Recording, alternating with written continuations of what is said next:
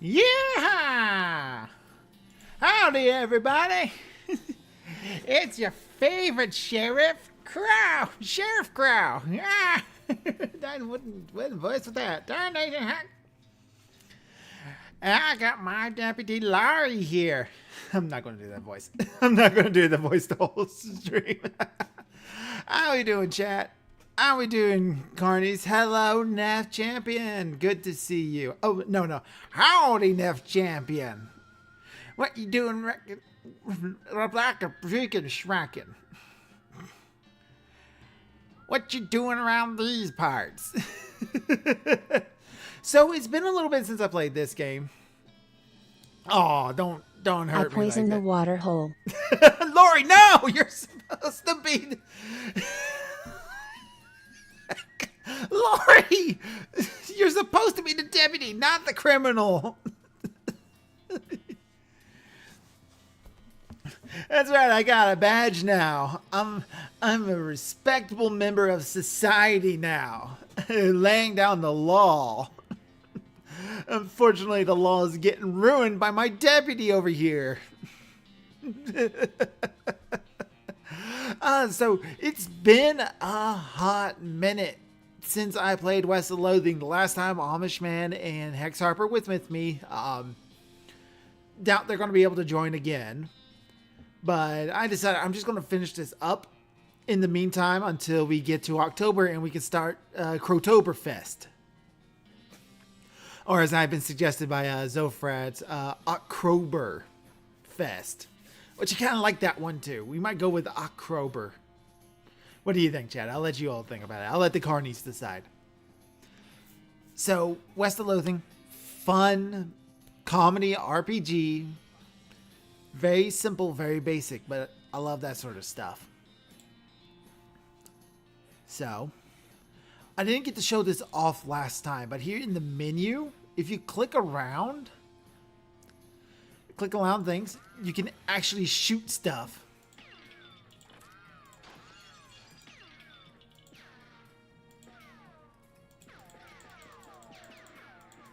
Let's give myself a beard. There, I look much more rugged with a beard. It's DLC available now. I think I have the DLC already.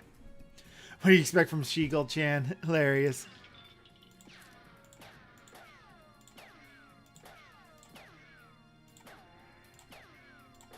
There we go.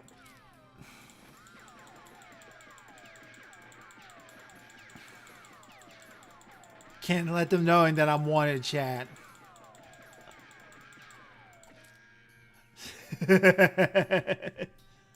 Stick guy looks just like me. I know, I love it. I know, I mean, like, it's the best character creator.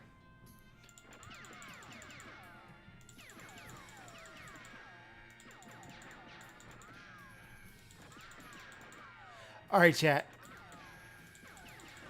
X. Decide where you're going to put your circle. Let's play Tic-Tac-Toe. No, that's going to take forever. Let's just continue the game. Crow wanted for bread-related theft. I did not steal the bread. I'm the sheriff, damn it. I forgot about the silly walks.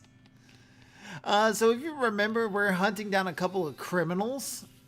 I'm trying to remember exactly what was going on. I remember we had issues with a couple of the cows coming home because I think we're a little under level. Oh, hi, Dr. Crow. Any mail? Hi, I'm Dr. Crow. Any mail for me? Yes, actually. A package came for you. Here you go. A package from Rufus. Thanks. So let's take a look at that. Inventory.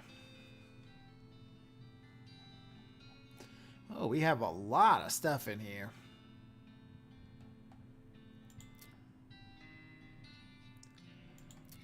Package from Rufus.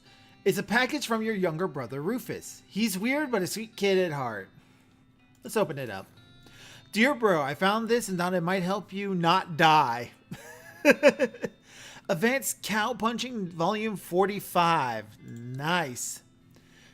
Geez, you really miss that kid. And you miss your parents. You get all nostalgic just thinking about it. Nostalgia mode unlocked and options menu. Sniff. Oh, I love it. It made everything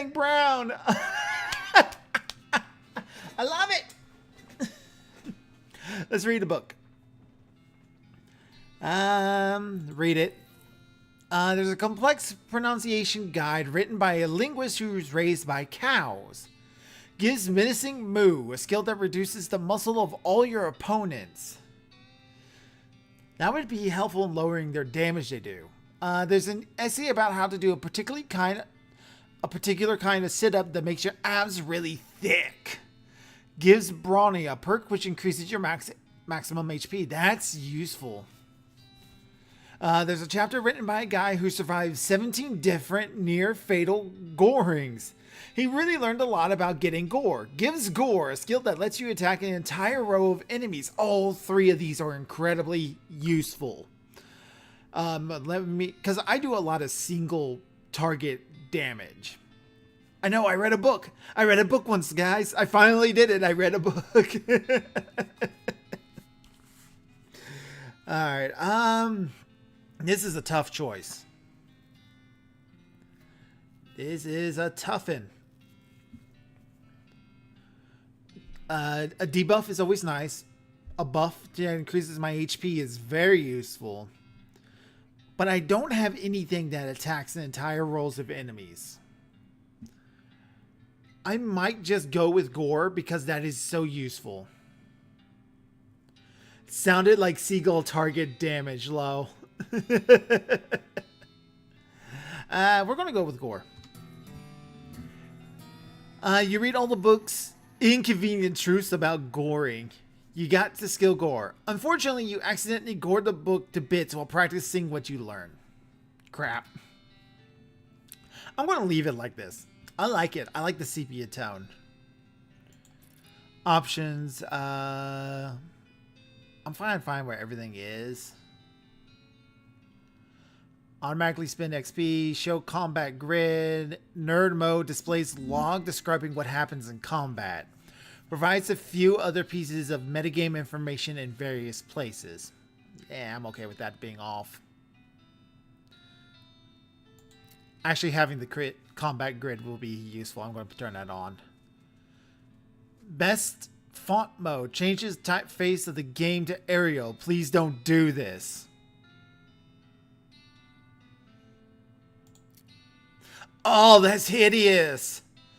Oh, that's ugly. Oh, that's... Oh, that was awful to look at. Oh.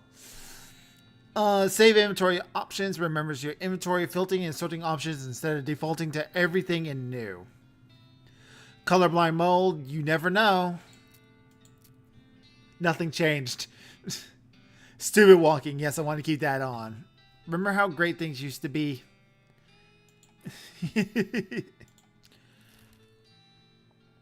We got all of this here. Because of the deserted house, I got my ass handed to me. I got my butt kicked. So we're going to come back to that later. After I gain a couple of levels, I think. So, Gustav Von's and Gulch. We'll go there.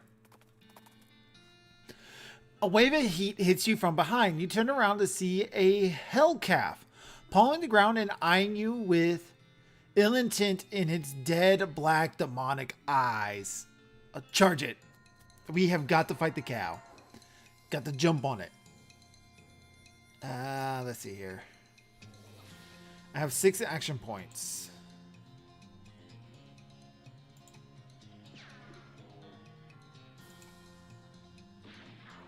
$23 HP, 5 more from the poison. Oh, jeez.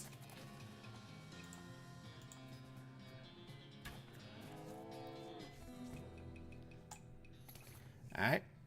You put out the unholy fire that animated the unfortunate Dogi. Gain 15 experience points. Got tainted beefsteak, 50 meat. You skinned the cow with your trusty knife. You got extra thick leather. Susie carves another notch into the stock of her rifle. Because Susie only levels up when she kills cow creatures. A fancy dressed goblin steps forward. Hi, hello, being a mayor. Welcome. Nice going. Now, going away, please. The goblin seems friendly, but blocks your entry into the gulch. Talk to the goblin, which I have goblin tongue. Can I not come in? Sorry, only for goblins. Being very private. Outmuscle him. You roll up his sleeves and show that your bulging arm muscles. The goblin is either impressed or doesn't recognize the menace in the gesture. So you pick him up and toss him over the wall of the gorge. Cool. Alright, cool. Taken care of. That's done. No more gobbo. The sign says nothing interesting in goblin. I'll be the judge of that. I hear a quiet rustling, as though a single goblin were rummaging through a crate filled with straw. Go in and beat the straw out of it. Yeah, let's do it. Got the jump on him.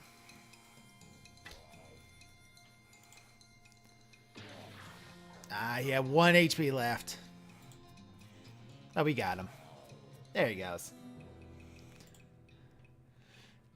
You made the trigger happy goblin trigger sad instead. Progress to the next skill. What is my next skill? Grit. Plus 70 maximum HP. Plus 3 stomach capacity. Pain tolerance of 3. That'll be useful. You dig through the crate the goblin was roaming through, but there's nothing interesting of in any of them. Rats. Sign says librarian goblin. Listen to the door. It's quiet inside. Go inside. The shack is filled with crude bookshelves. The bookshelves, in turn, are filled with crude books. 3 titles catch your attention. So very complicated numbers. How to bird noise. Alice going into a seeing glass. Stop browsing. Hello, the numbers. Howdy. Toss the gold into his dune, though you were sheriff, not Judge Dredd. I mean, it'd be... I think this decision was made for me. I have to do bird noises. The book is extremely detailed treatise on the sound that different birds make. You probably wouldn't expect to learn how to do an accurate guess. How to accurately great crested... Oh my god.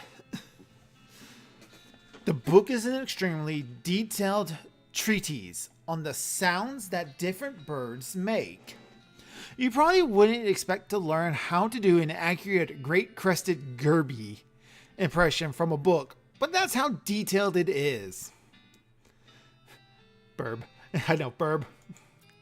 Let's hear your great-crested grebe call. Alright, let's hear my great-crested grebe call. Hold on, let me get a drink of water real quick.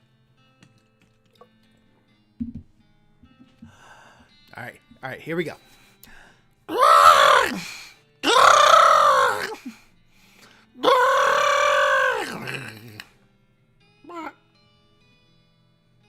How was that? What did you think of that, chat? I don't know if they heard you or not, sweetie.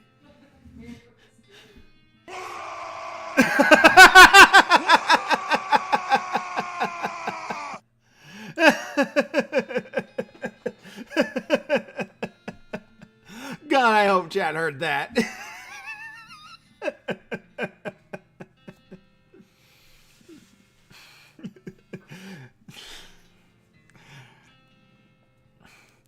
All right.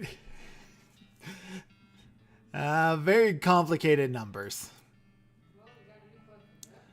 All you can tell about this book is that it concerns extremely high-level mathematics. You don't have the vocabulary to understand any of it, and you probably still wouldn't if you were written in English. Your brother probably would love it. I like that. Alice going into the seeing glass. I love Alice in Wonderland. This popular children's novel has been translated into Goblin. Jabberwocky still reads pretty much the same. Oi, it Briggle bringing a troves a sithing did it wobbly grimly as a grumbly. Alright, so that's everything in there. Sign says delicatessen inside. In Goblin. You listen at the door, but you don't hear anything. Rats, looks like the door is locked. I got a lockbook. Yep. make short work of the lock. You enter what turns out to be a delicatessen. You help yourself to what turned out to be sandwiches. Probably. Got 3 goblin sandwiches. This is both a sandwich for goblins and a sandwich where the meat is goblin. Increases your moxie by 5 for the rest of the day, but decreases your muscle and miscality by 3. I forget that I can do all these drinks and stuff, and it's for the rest of the day. Sign says storage in goblin. Clip the bird. Yeah, chat has to do the clipping. I can pull the highlight down later, though. There's no sound coming from inside. Lore accurate sandwich, yeah. The shack is filled with thousands of tiny cabinets, each labeled with a number in goblin. Look at a random drawer. There's nothing but a drawer, but you find an old lollipop stuck to the bottom of the drawer above it. You got a gulch goblin lollipop. Look at a more random drawer. The drawer has a sandwich in it. It must have been filed under sandwich. Got a goblin sandwich. Look at an even randomer drawer. This one contains a rolled up pair of terrible pants. You got the goblin trousers. Alright, stop looking. Goblin trousers. These crudely stitched pants are solid, but boy are they not fashionable. +3 armor, -2 moxie. Muscle. How much damage your melee attacks do.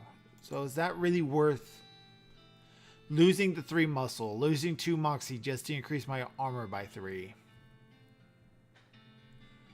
With how much damage I've been taking, it might actually be worth it. Bean stained pants, those I need to sell because I don't do any magic damage.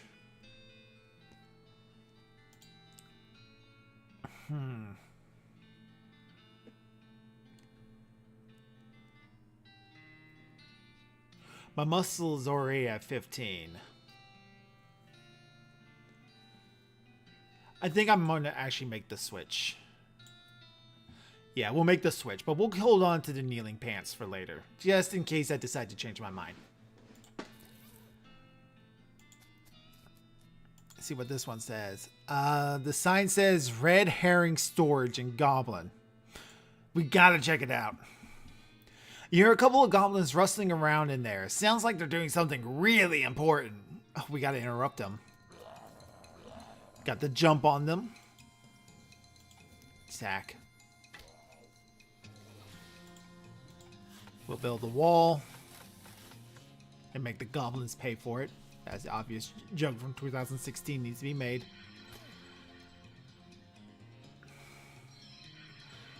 Right, magic just goes past walls anyway, so.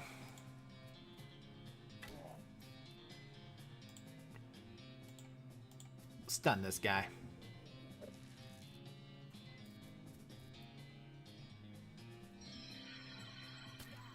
Ooh, Susie took a big ol' hit there.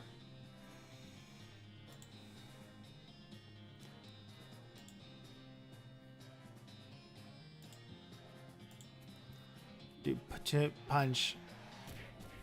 So I'll stun him for another turn. Susie can polish off this guy.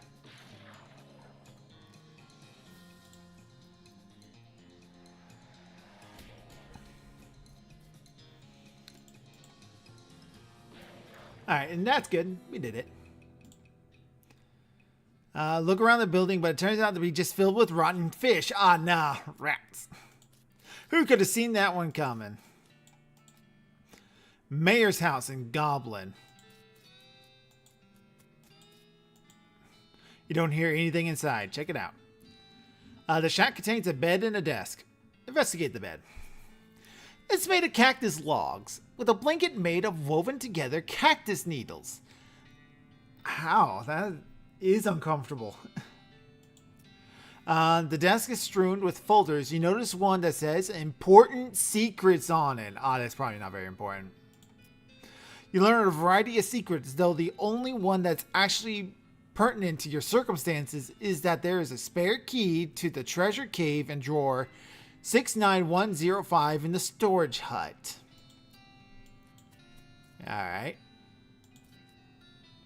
Theater in Goblin. You press your ear to the door and hear someone delivering what sounds like lines from Hamlet, except in Goblin tongue. From this vantage point, you also notice the sign next to the door reading, Backstage entrance, here it begin, with an arrow pointing to the back of the building. To the back of the building. Can I get to the back of the building?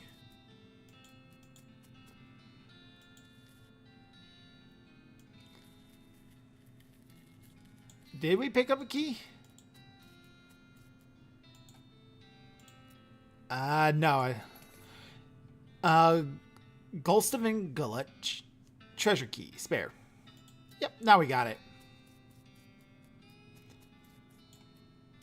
I don't think we need to actually go. Head backstage. There's the option. You sneak backstage and watch the play from behind a curtain. Not only is it a Goblin version of Hamlet, it's also been rewritten as a one-man show. Oh, God. To begin or not to begin? Oh, that is a question. Could it better thinking to suffering a crazy thing in arrows? Or fighting so many bad things for stopping them because fighting? To dying, to sleeping, hey! Dreaming maybe, but oh, problems. If dreaming crazy when living, when what dreams having after dying? Wow, pretty weird probably. I feel like I'm having a stroke.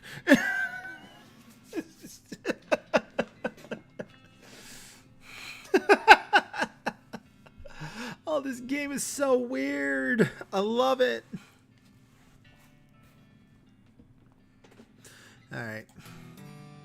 You watch for a while. The bits where the actors have to do a sword fight with themselves are pretty entertaining. I gained 20 XP. Yeehaw! Skill up, grit level 6. Very nice. You've done everything you came here to do. Okay. Kill the goblins for making me watch Hamlet. I can't. They're gone already. Cafe and Goblin. Don't hear anything. Check inside. It looks like the door's locked. Dang it. Pick the lock. You make short work of the lock. You enter what turns out to be a cafe. And reconstruction of a few cups of chicory. Chicory. I'm not familiar with that word.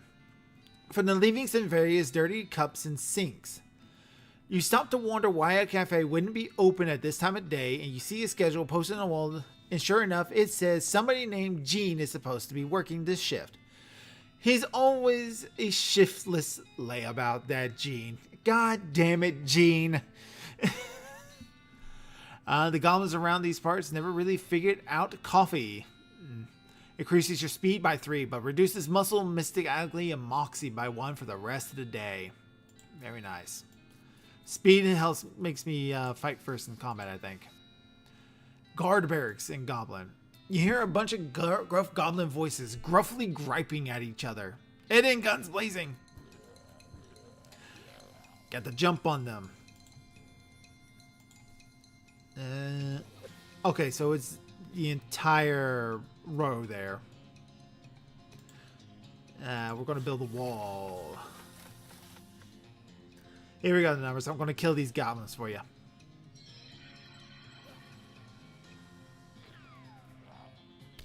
Oh, dang, Susie got hurt. Fight like an orc! Yeah! Fight like an orc. Susie, do Daka. Shoot him. I think Susie's pretty much got him handled as long as Susie doesn't go down. Susie's going down. Oh, that's not good for me. Daka, daka, daka, daka, daka, daka.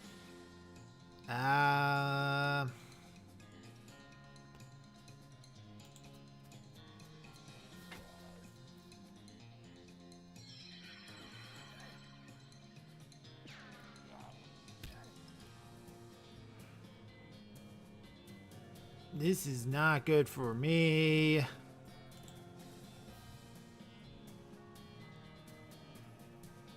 Alright. We'll do that one.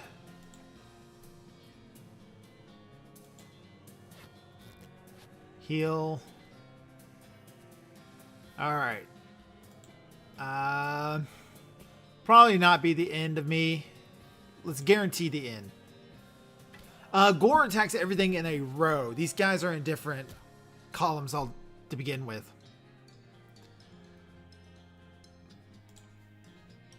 That guy's not much of a threat to me. So if we apply the poison to this guy,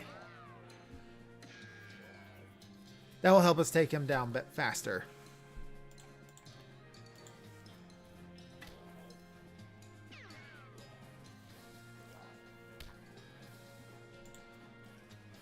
Alright, there we go. Now we just gotta worry about this guy here.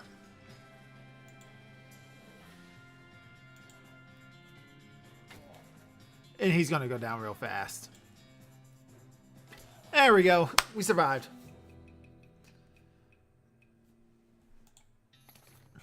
You win. That showed them if they weren't dead now. 45 XP. Oh, that was actually a pretty tough fight. Muscle level 10. Oh, that'd be useful. Gustavan treasure cave key. We got both keys. Goblin medicinal. Item a goblin hat. Let's see what the goblin hat has. This hat would be intimidating looking if it wasn't for the way too small. +3 to muscle, +1 to mysticality. That's really good for us. Oh, it's better than this one. The General's hat contains an old memories of violence and more recent memories of violence against Pi specifically. We're going to replace that with the Goblin hat. Because that just increases everything. Oh, look at my tiny little hat. The wall saves you. I know, right? Good wall. So I can sell both of these now because this hat is even better. Fake Pope hat. The audacity. Alright. It's just the way he walks. A beer barrel cactus. We got foraging. You squeeze a mug's worth of the flowers. Mug of cactus beer.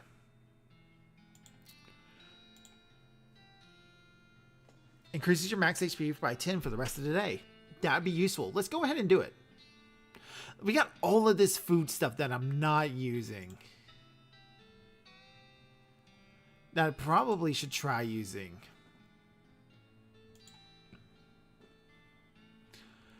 Because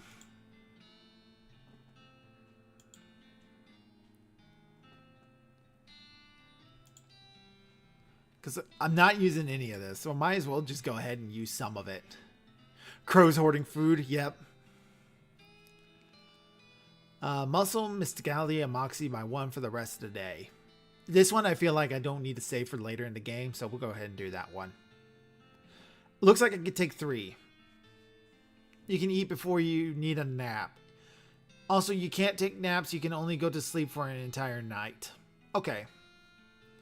Liver capacity determines how many alcoholic drinks you can handle before you have to sleep it off. Determines how many potions you can use in a day. Okay, so I can eat 3 foods, 2 drinks, and 2 potions. That helps me think it through. So we'll go ahead and eat this dusty turnip. You dust off the turnip and eat it. Now you can understand why people don't tend to eat raw turnips. Yep. Effective against goblins. I'm going to save that for a goblin boss. A plate of slop.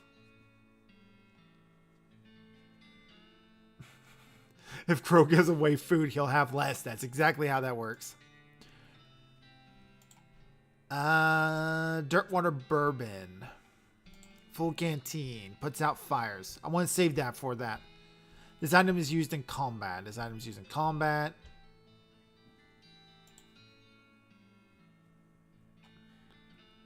Plum pudding. Increases muscle, mysticality, and moxie by 1 for the rest of the day. Yeah, I'll use this one.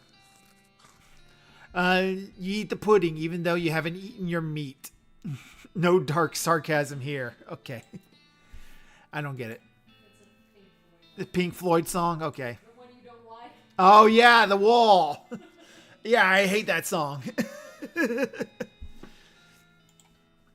Instant grits decreases muscle by 3 for the rest of the day. Yes.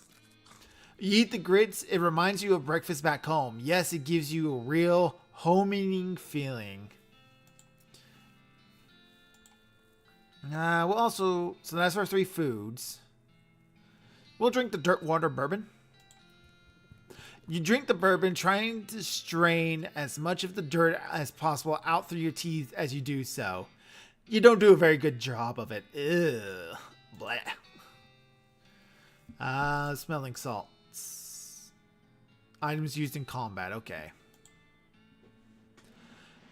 That's food. Thermos of spiked coffee. When you work deep underground, it's hard to keep track of whether it's an appropriate time to drink whiskey or an appropriate time to drink coffee. Eventually, you just stop trying. Yeah, we'll drink that. Well, let's see what we got. We got cheap whiskey that increases muscle by 3 for the rest of the day. Let's do that one because that'll make me even stronger. I don't need speed as much as I want muscle. This isn't the fanciest whiskey in the West, but let's face it, you're not the fanciest cowboy in the West either. That's true. You drink the cheap whiskey, it reminds you of college. College, rather. Your buddy from grade school who died of... I can't pronounce that. C-I-R-R-H-O... Cirrhosis. Oh, he died of cirrhosis. I know. Grade school, Kansas, where you once spent a summer at camp.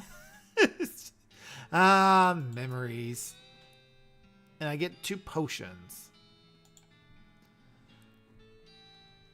Let's see here. So those are combat items. Potions. This is a handful of sparkling spice You're not powder. fancy that's right, cause you Oh drink god. Do you like Oh god, comics? she's doing it again. Of course you no, do. Lori, shut and up. Dr. Crow has your comic needs. First, enjoy the comedic adventures of Smoke and Mirrors.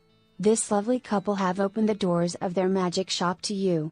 Smoke, the sly and clever business cat, and his wife Mirrors, the pun-loving bunny, along with all of their friends, never have a dull moment as they deal with the pressures of running a business and performing for a crowd.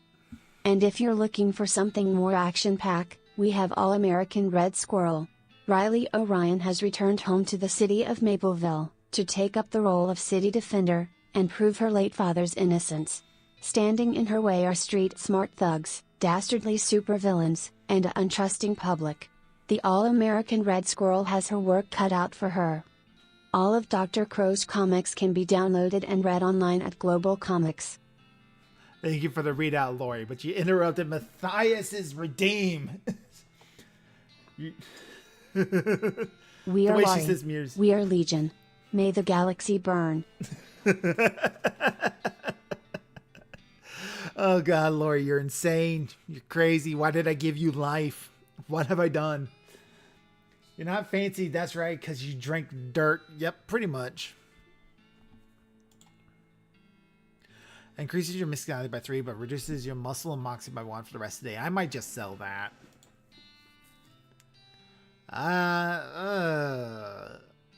Not sure I want to do that. We'll apply the handful of sparkling space powder first, and then we'll just leave the spleen open for whatever happens next. You sprinkle the stardust in your hair. Ooh, sparkly.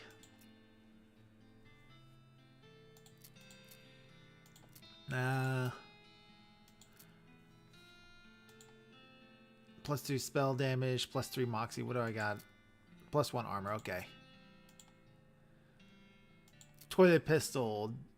Deal stitch damage instead of physical. Applies 5 poison to enemy. Yep, more cowboy shenanigans, Amish. That does a lot more damage, but doesn't do poison damage. Bandit pistols.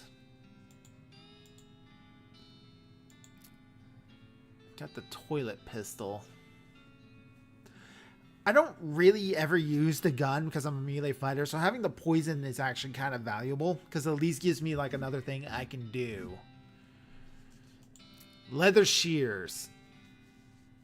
Make sure I got the strongest thing on me that I can use. The blade of this hunting knife is glistening with clown spit. Ugh, people who lick their knives look intimidating are basically the worst people. So these do the same amount of damage. We'll keep that as is. That gives me +2 muscle, +10 maximum health. Oh, I should be using this instead. Same amount of damage, plus more muscle, plus more health. Yeah, that's useful. Love Sheriff Crow. Thank you. Thank you kindly, Amish. Pickaxe, red hot poker deals hot damage instead of physical, which is not great because we're a melee fighter. Fancy knife, +3 moxie. We want to keep these in our inventory. That one's kind of outlived its useful, so we'll keep the bone, the giant bone.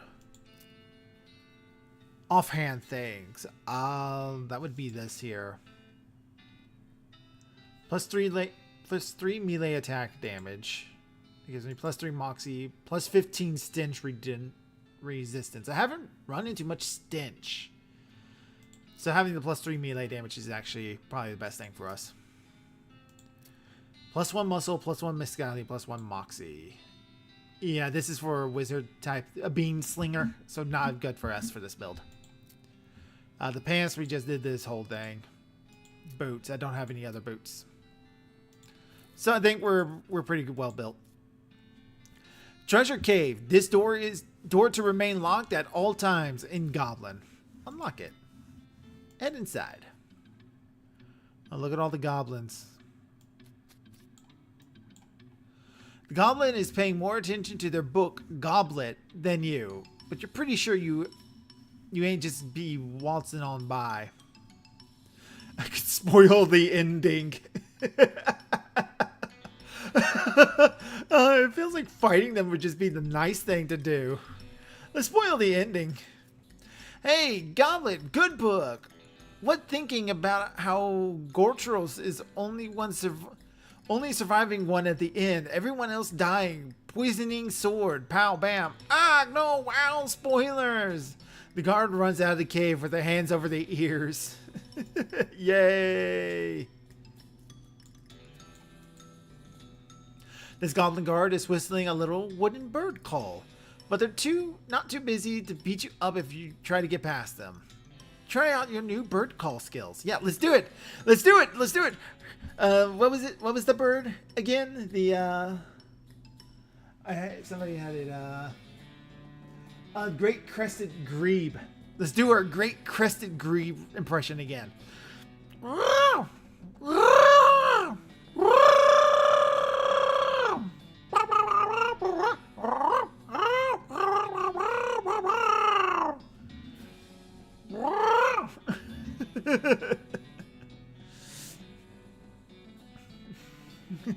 Hello, X-Hyper. You walked in on a weird time. It's going feral.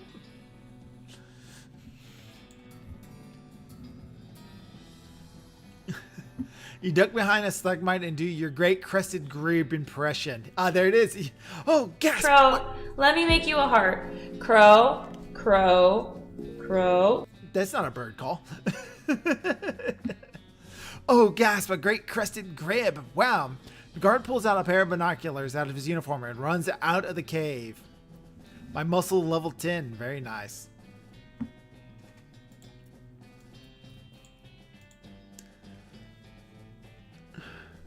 Unlike the other two guards, this one is being very attentive and seems very suspicious of you.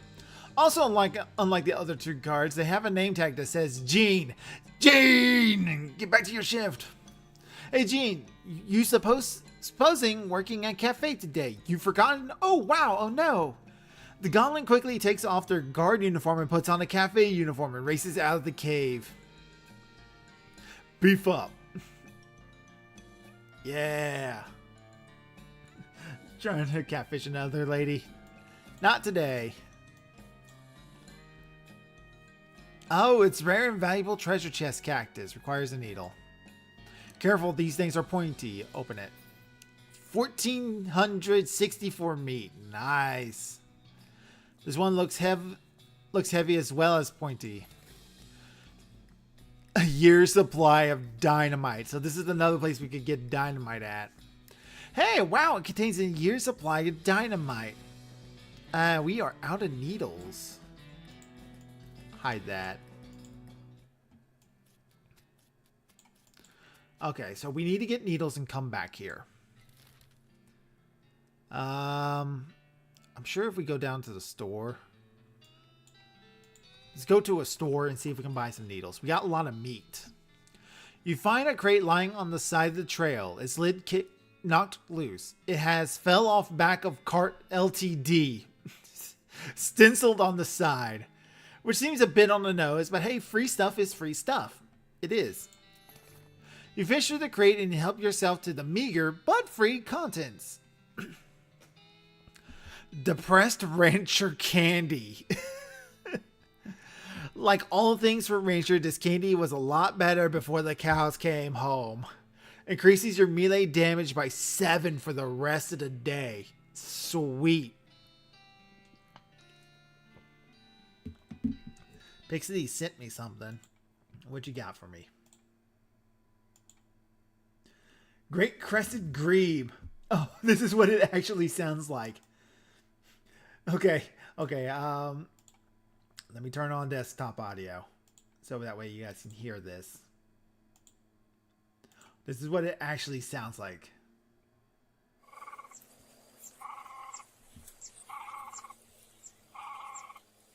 Is that coming in loud and clear? Let's turn it up a bit.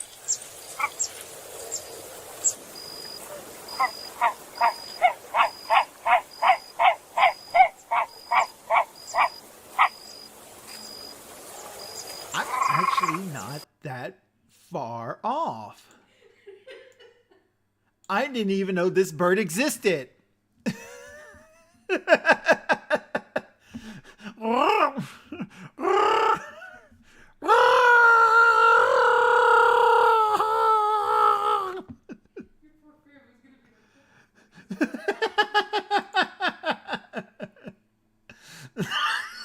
I'm dying.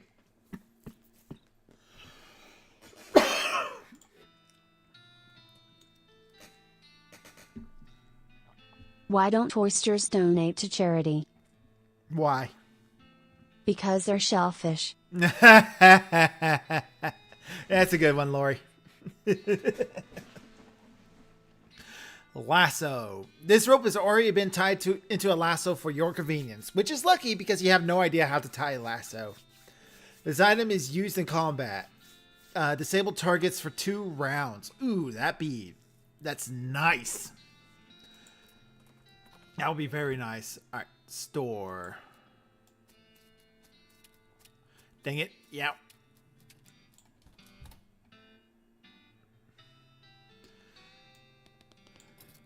All right. Okay, let's see what we got that we can sell. Try to clear out inventory a bit. We want to have that. We want that. We want that. We want that. We want that. We want to keep a second one just in case.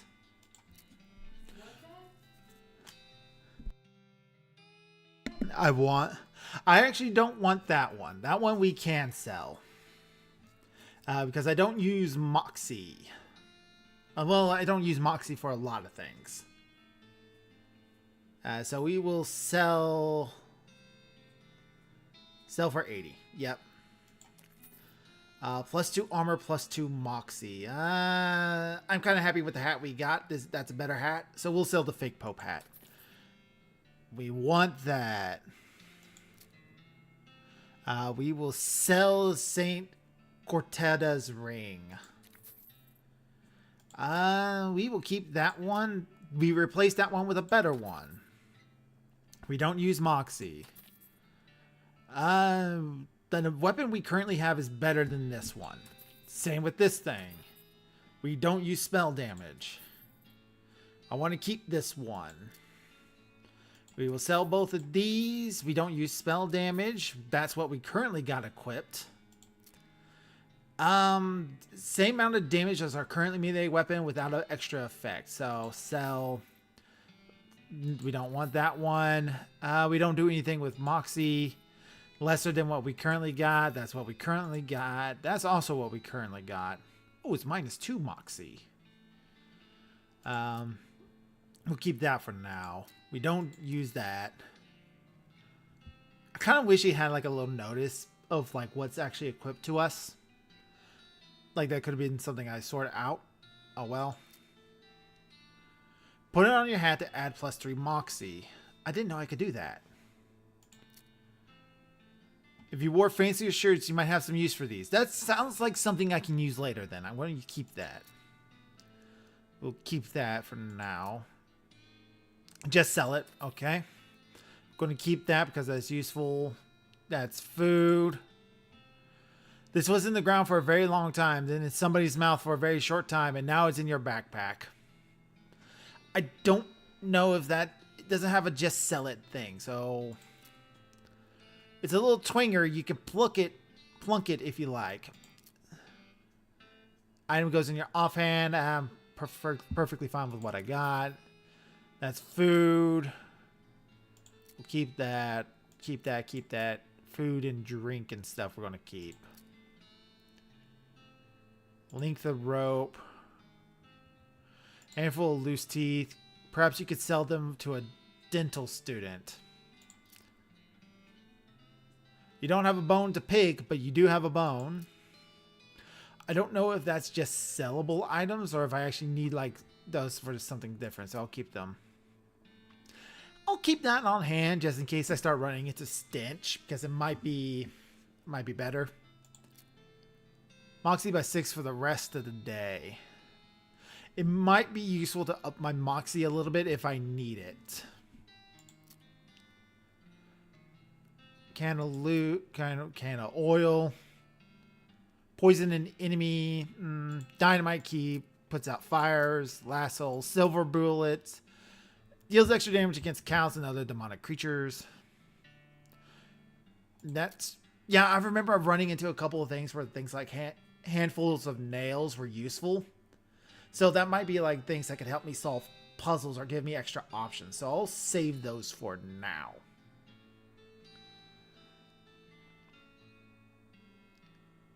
I didn't sell my... No, I still got them here. Okay, so this is what they got.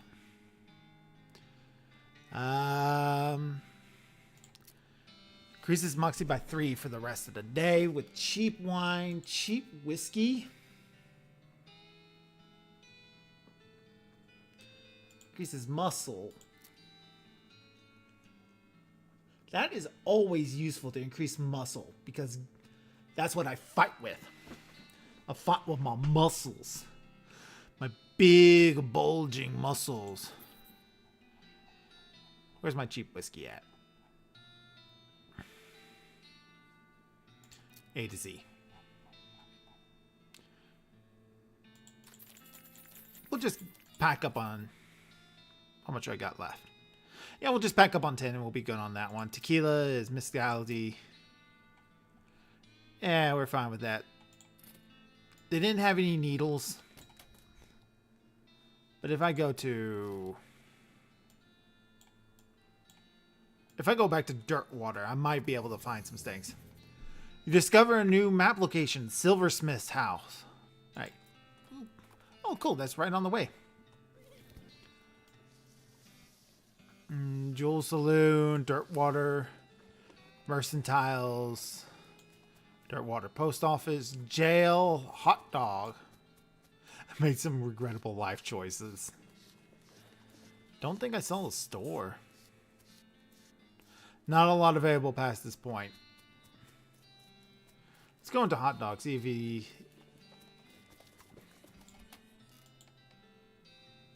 Doug grins at you as you approach the counter. Buy something. What do you got for us?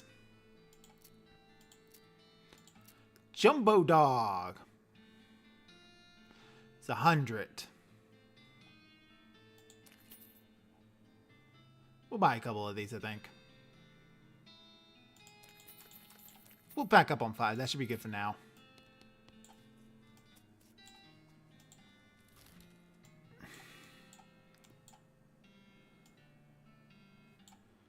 Alright,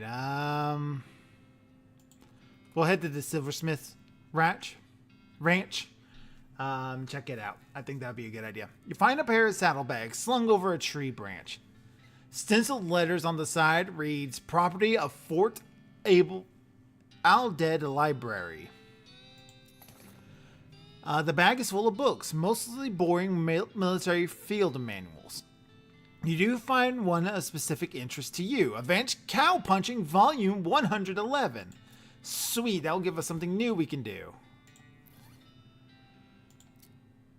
Books. Read it. There's a complex pronunciation guide written by a linguist who was raised by cows. It gives Menacing Moon a skill that reduces muscles of all your opponents. There's a chapter about adapting a stampeding behaviors to demonic cattle for human use. Gives Bull Stomp, a combat skill that does a small damage to all your enemies. There's an essay about how to do a particular kind of sit-up that makes your abs really thick. I think I'm going to get Bull Stomp, just so I have another way to damage all my enemies. Because dishing out damage to large groups of enemies is starting to become a bit of a problem for me. You read up on stomping and get much better at it. I got the Bull Stomp. 3 damage to every foe. That's actually going to be very nice. Unfortunately, you accidentally stomped the book into the dust while practicing. Moo would be good too. Moo might be the next thing I go for. If it becomes an option for me, I'll do Moo next. It's weird that the silversmith will leave his tools out in the open like this. Bullets is all anyone uses silver for anymore. Fella probably got sick of doing it. The sign says silver bullet making apparatus. Help yourself. Help yourself. Oh, I can make needles. Workbench has a little burner in a cubicle for melting. It seems pretty straightforward. Also a vice. You could smash silver bullets into needles if you want to. I'm glad I didn't sell those silver cufflinks. We're going to make 3 bullets. Not planning on going to any weddings or funerals anytime soon, so you figure it's safe to turn these cufflinks into something more immediately useful. Gives us 3 silver bullets. Now I got 4 in my inventory. I'm going to convert. We'll see how many 1 bullet makes into needles. Makes 2 needles. That's exactly the number of needles I need to pick the locks there. Squeeze the bullets into a vise with a bunch of times to make some crude needles. I'm going to make 2 more needles. And that gives us 2 bullets and 4 needles, which is more than what I started with for both of them. So I think that's pretty good for us. The door is locked. It consumes a needle. Oh, let's go ahead and do it. Oh, where's he at? Oh, God. Oh, God, no. Not again. Let's talk to partner first. We just going to bust in and loot the joint? It's okay. Look at all the dust all over everything. This guy checked out ages ago. Fair enough. Let's do it. Yep.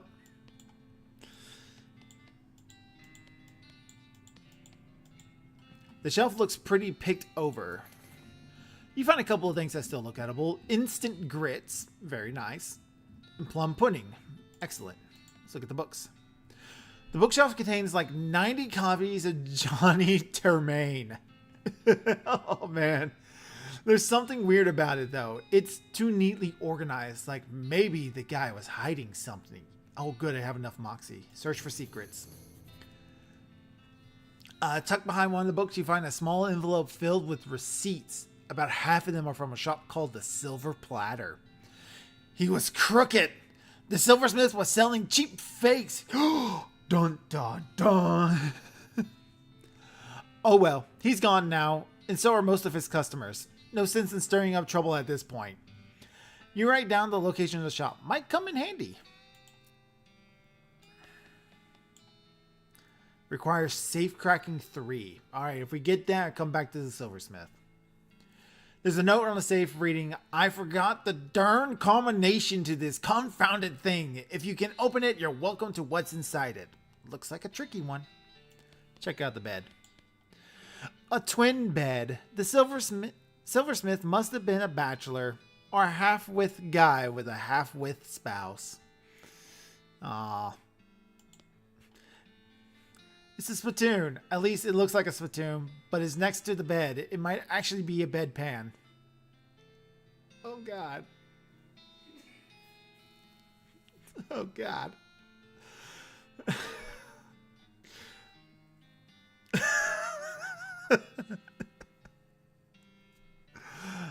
Brace yourselves.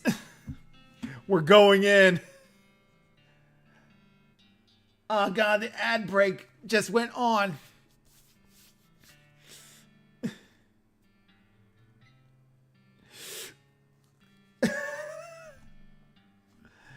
Twitch just went on an ad break, so they lucked out. What? Really? I mean, if it's just a spittoon, that's bad enough, but it might be a bedpan, and that would be way worse. Investigate it. I feel like maybe you aren't getting what I'm saying. We're talking about an object that someone probably uses when they wake up in the middle of the night and can't be bothered to walk to the outhouse. And the best you can hope for is maybe the only use it to spit nighttime tobacco juice into. In which case it's only full of rancid, congealing tobacco spit. I'm investigating it. Are you even listening to me? Are you just some sort of skimming past the text? Bedpan. I'm pretty sure there's treasure in there. You aren't stopping me. Oh God. It's just big bold text. Bedpan. Shut up, I'm investigating.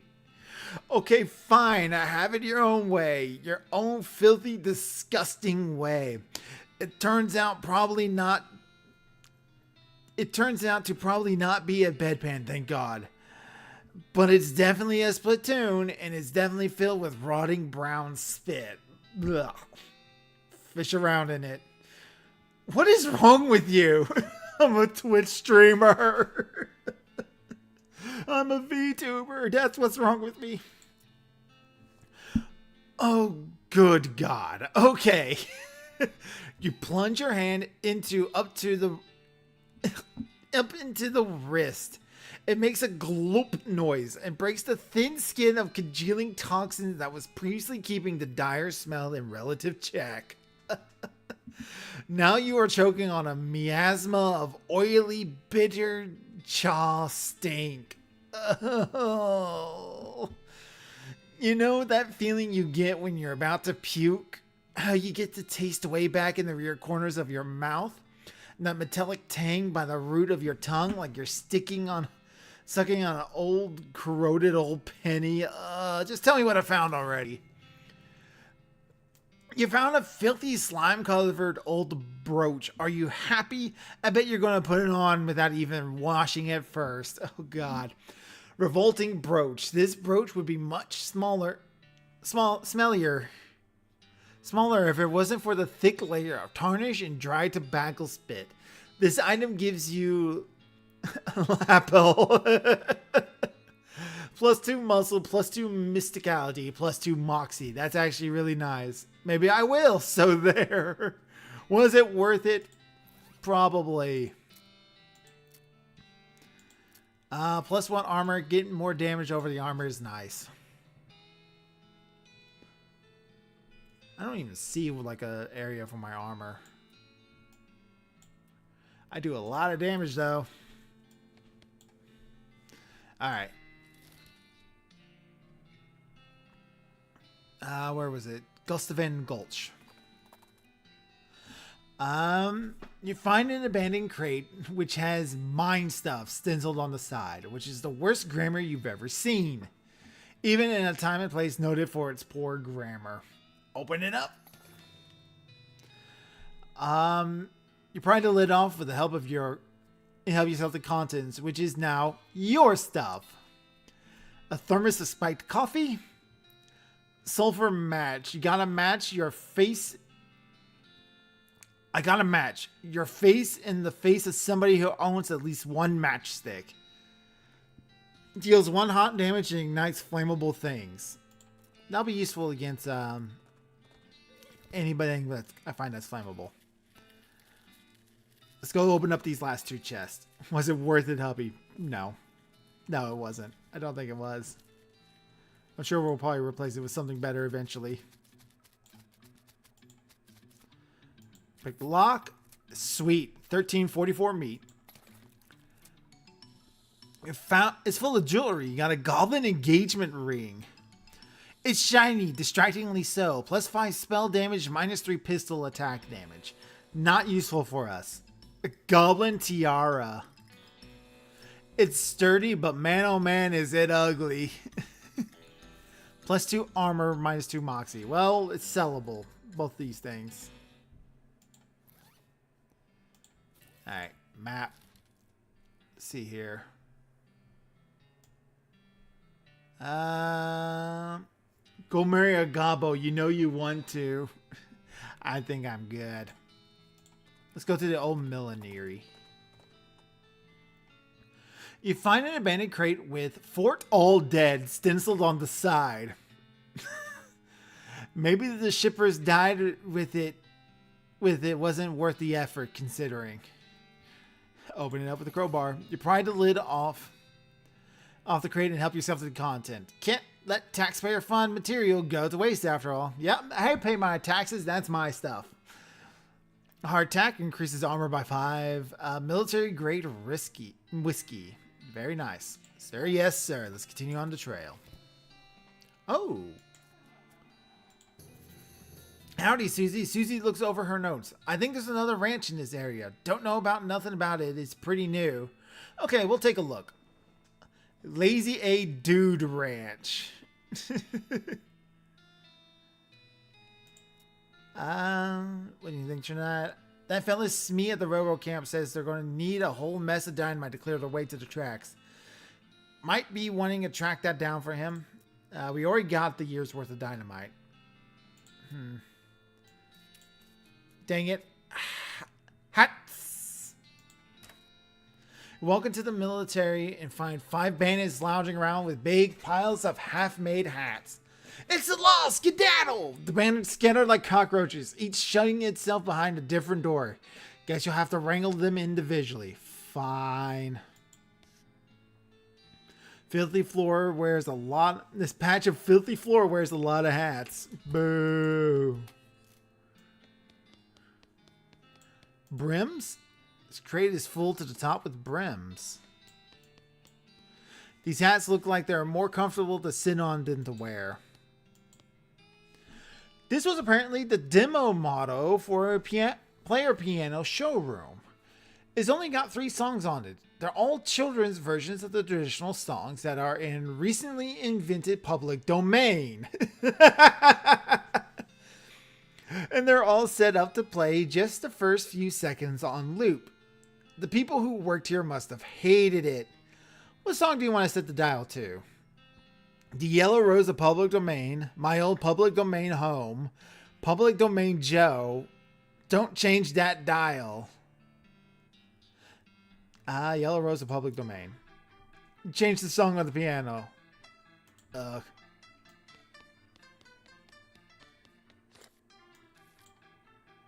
My Old Public Domain Home. Change the song on the piano.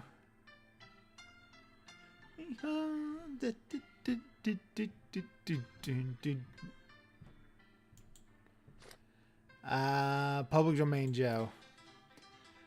Is that whistling you hear? Where's the whistling?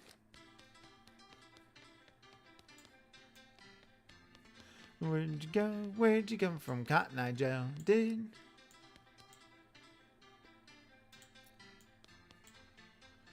Very locked. Ah, I see. He's whistling. Is this where they're hiding? Jacuz!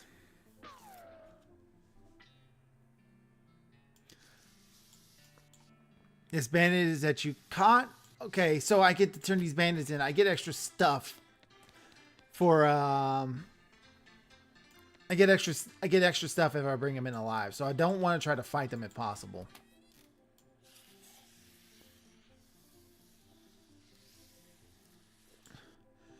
Is it parts for some weird kind of hat you never wear?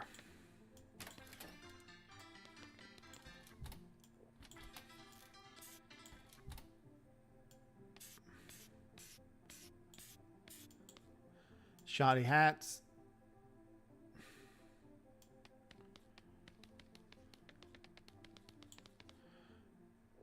Is that hat moving? Don't know much about hat making, but you know this doesn't make any sense. It absolutely is. That hat is moving. Let's go change the song. See, I think he might be in that one. Change the song to piano.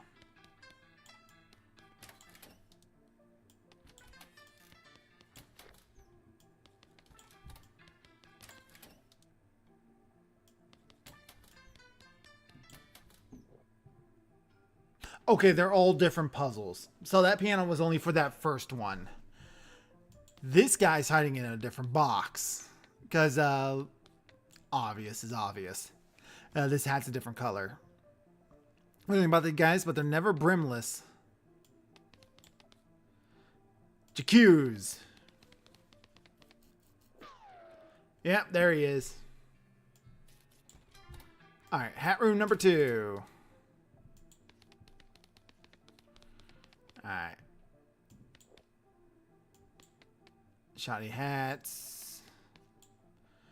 Yeah, this hat is absolutely moving. Jacuz! Yep, there she is. Looks like there's 2 more bandits.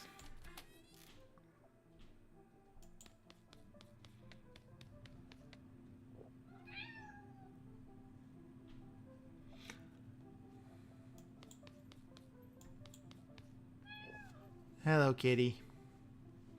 Everybody say hi to Tagalong.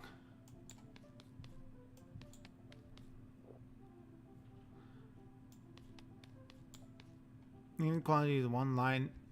Given the quality of the one-liners around here, you don't need multiple. Alright.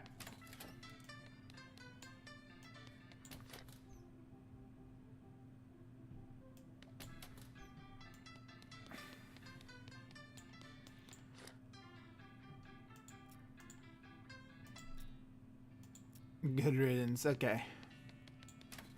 Already caught the bandit in that room.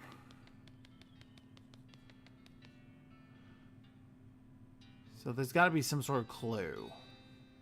All of them are black. All of them have a white brim.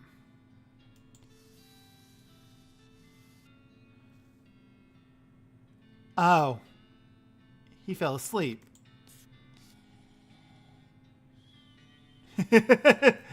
He fell asleep on me. Hey. Hey, wake up. Why does this guy look like Murr from Impractical Jokers? Alright. Last guy. Alright. Let's see what we got going on around here. This hat's different. All these have these like little 2 humps. This only got that one. Yeah. I think it's that one. Yep, there he is. We got them all. You found all 5 of the bandits.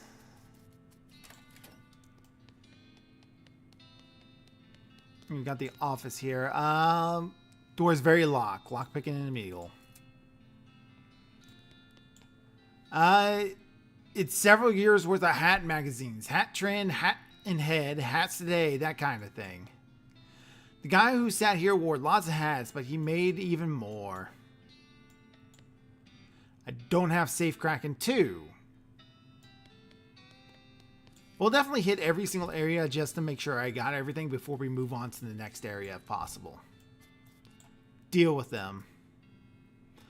What do you want to do with these bandits? Turn them in.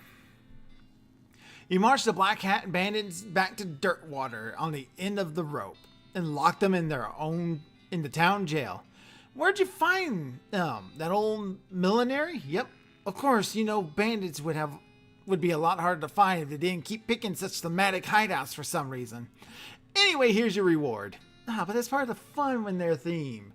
You gotta follow the theme. This villains always have a theme. It's part of the fun.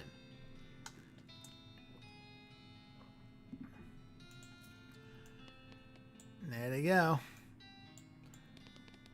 One last group of bandits to worry the world.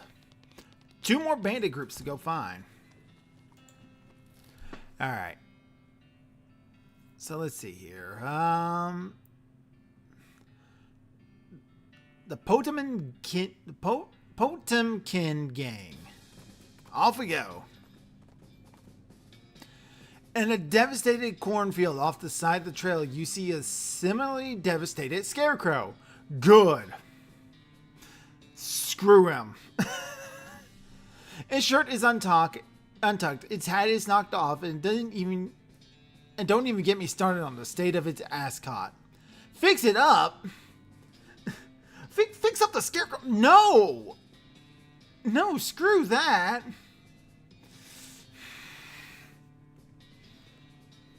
Chat. Do I really have to try to fix up the scarecrow? Please don't make me do it, chat. I don't want to fix up the scarecrow. It'll be terrifying.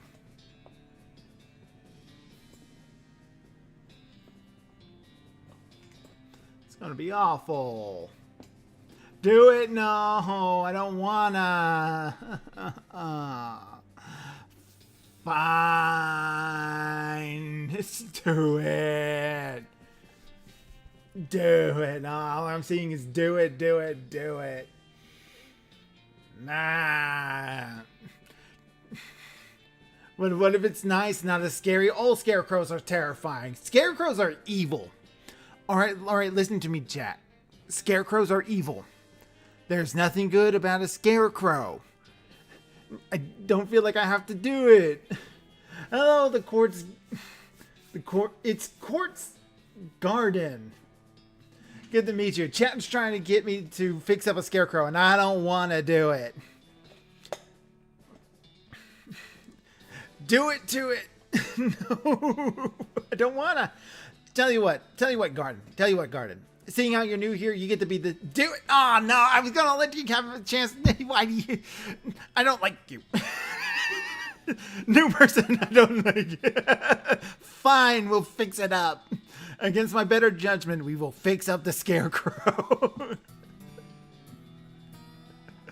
You make the scarecrow at least more presentable. It's important to look your best at all times. You never know when a famous crow might show up. Well, when you put it that way. And we leveled up from it. Sweet, beef up. AP costs. We got 1 more AP and we increase our muscle by 8. Dude, Neff called me a big baby. Hello, David. Good to see you. Good to see you indeed. All right. Where are we? Where the hell are we? Ottoman gang. Okay. No entry. Okay. Real jail. A guy shouts, visiting our... The guy says, also his huge mess in there. Big prisoner party last night. Now we can go into the bar. Bar's closed for piano repairs and runs over to stop you. Visiting hours are over. He's not going to let me go into anything. Visiting hours are over and runs over to stop you. Okay. Non-fake horse sales. Yikes.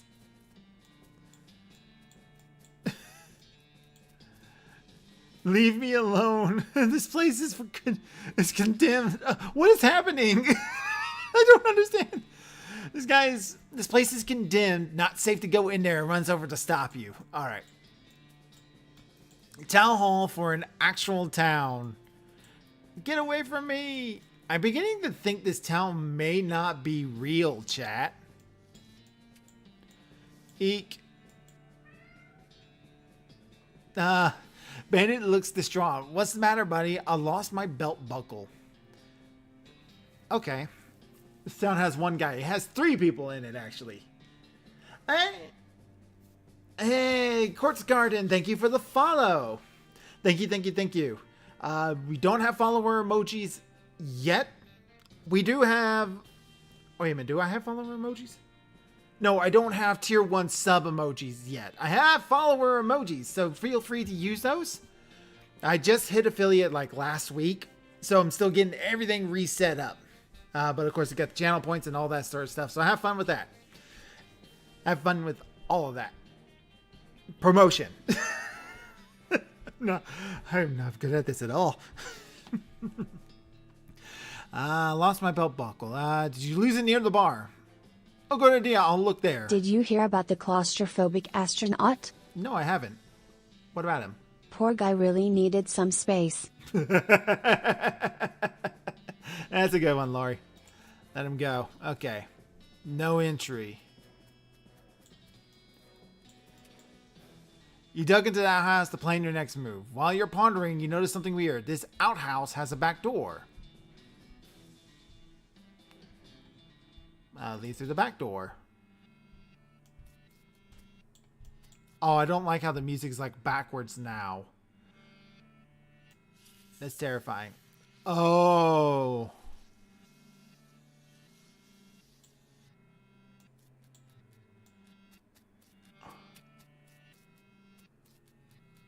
Okay.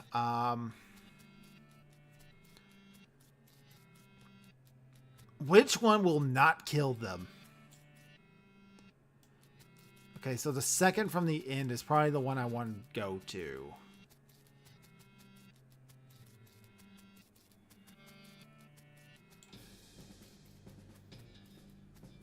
Okay, so the second from the end. That is the real jail. Okay, so she will move away from me whatever I do.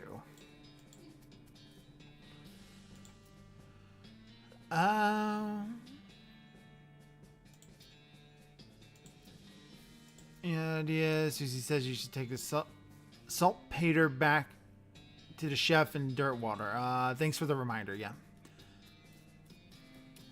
I'm gonna hope that doesn't kill them. So real jail. Visiting hours are over. Alright. So she's gonna run away from me no matter where I'm going. Want to see what we're up to on a daily basis? Try following us on Blue Sky and Twitter, I mean X.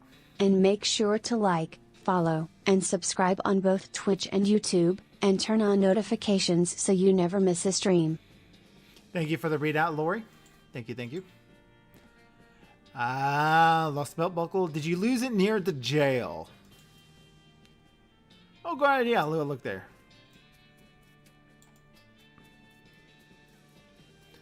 Alright, there's the jail. It runs over to stop you. Okay. Alright. They are all now in front of the jail. If we go into the back. Backside. And this is what we want to mess with. This is the back of the jail. Turns out it's just flat plywood with like a theatrical set. And let's see what it says about the dynamite. And it doesn't seem safe at all. Alright, we'll just cut the ropes. This is the back of the jail. It turns up, crash, the fake building falls over on the real bandits. God, I hope that didn't kill them. Because we want to try to take them alive if possible.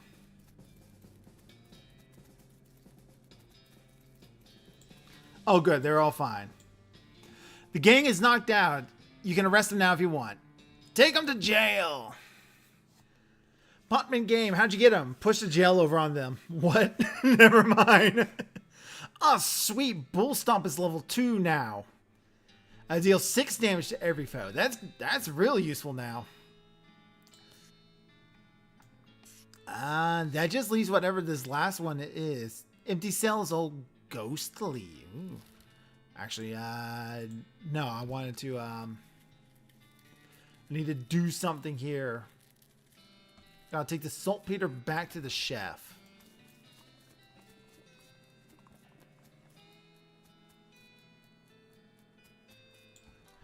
Just take the new jailbirds. Yep. Howdy, Doc. Hello, Lloyd. I can't drink the bourbon. Need help with anything? No, everything's right as rain here. Okay, bye. Poker room. Poor Ellsbury. Show him the helmet. His eyes light up. Well, one of them does. The other kind is stuck in perpetual squint. Does this belong to you? He takes the helmet from you. It takes a moment to find his voice. It does! Long time ago. I don't suppose there was anything else when you found it. Just some landrite, and you don't have it, do you? No, sorry. It's alright. If you run across any, though, well, it'd be a kindness of all. Poor fella. Alright, so if we find any Landrima, I believe it was, we can give that to him. Slop. Kitchen. Saltpeter. Yep, got it right here. First aid, that will heal me even more. Okay, the next thing I need is a certain kind of hot pepper. It's called murder pepper. Because it's really spicy? Because it literally has a knife and it kills people who ask dumb questions. They grow in the area outside of town. You should be able to find one if you just wander around a while.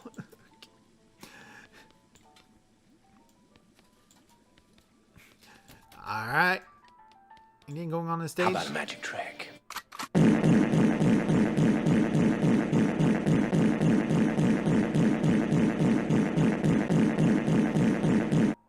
That was an awful magic trick. Why did I come in here? They're allowed to drink without hats on. I know, right? Poker room. This table's filled up. The room at this table. Play poker. Yes. You sit down at the poker table. The dealer emerges from somewhere in the back and sits down next to you. The lady to your right introduces herself as Ada. And the player to your left, his name is Ethan. Not using magic trick again. Or am I? Oh no. The dealer tells you that the ante is 20 meats. Ante up. Ante up. Ada and Ethan toss in 20 meat each. You lose 20 meat. The dealer gives the deck a shuffle, then deals a hand of... Hey, Marty! Thank you for the raid. Let's give a shout out to Marty real quick.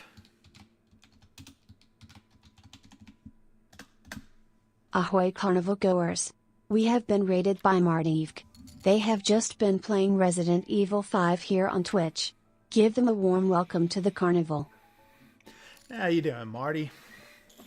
Hope you're doing all right. We're playing some West of Loathing. This is a fun comedy game, RPG. We're playing poker right now. The dealer gives the deck a shuffle, then deals. A hand of cards glides across the table to you. It's a really terrible hand. 4 deuces and 3 kings of clubs. That's... What type of poker are we playing? I guess this is not Texas Hold'em. But 4 deuces and 3 kings of clubs, that's a fantastic hand. What the hell are they talking about? It's the first round. The pot is 60 meat, and you estimate your chances of winning are around 20%. Check 5% win chance. Gumptionly strategize. 3 gumption. Forcefully raise. 20 meat and 3 muscle. We got that. Let's do that. You place 20 meat on your bicep, then flex, causing it to spring onto the table. Hell yeah.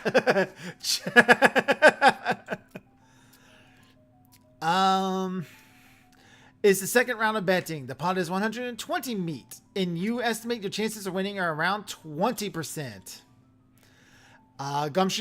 Gumptiously raise. 20 meat and 2 gumption. We got that. Glamorously strategize. 2 glamour. Gumptiously raise. Let's do that. In an unprecedented show of Hootspa, you raise by 20 meat. Cool. It's the last round of betting. Time to do or die. The pot is 180 meat. You estimate your chances of winning around 20%. Cleverly strategize. Glamorously raise. Let's cleverly strategize this time. You do some quick mental math and realize your odds of winning are better than you thought they were. 20% chance of win. Sweet. Reveal your cards. You force opponents to read and weep. A flush. Arda grins and reveals her hands. A flush. Ethan turns over a full house. You lose. Boo! Screw that. We're playing again. A pair of deuces of clubs and king of diamonds. That is actually a terrible hand.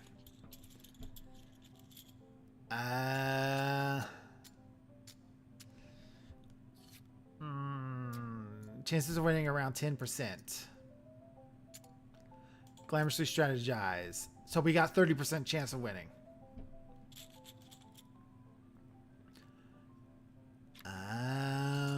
Forcibly strategize. 20% chance of win. So now we got a 50% chance of winning here.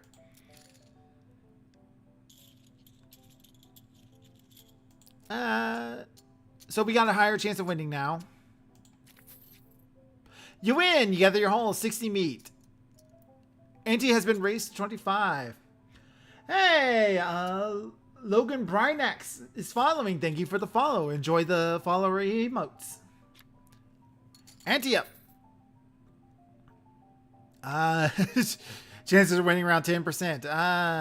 Moxie strategize. It's 4 Moxies. You cock your hat. Crow, let me make you a heart. Crow, crow, crow. Thank you, Marty. Always nice for the love. What's good? How you doing? I'm doing fine. How are you doing, Logan?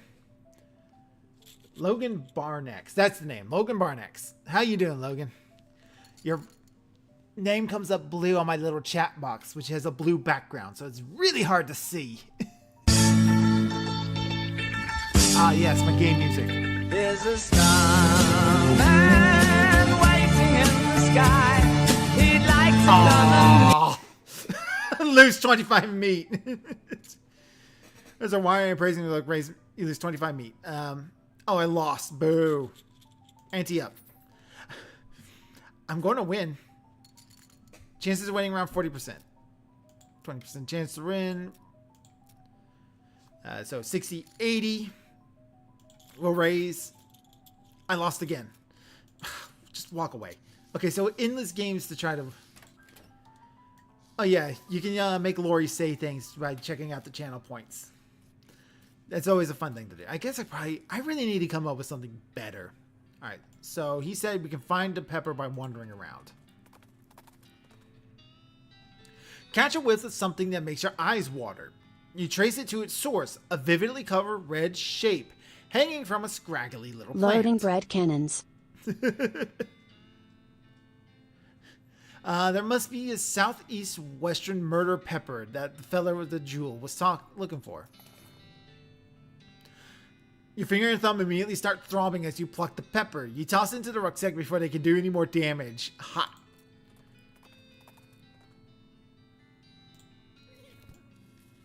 Alright, let's go turn this in. By the way, I have a quick question for you. All right, go ahead. What's your question?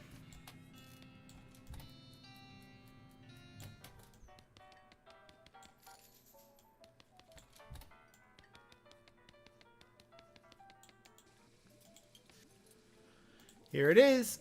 Nice big one. That lasts a while. Good going. Okay, so if you're still looking for stuff to do, I need someone to go check my mail. I ordered a new saute knife, but I haven't gotten time to fetch it myself. Here's the key to the post office. All right, post office box 441.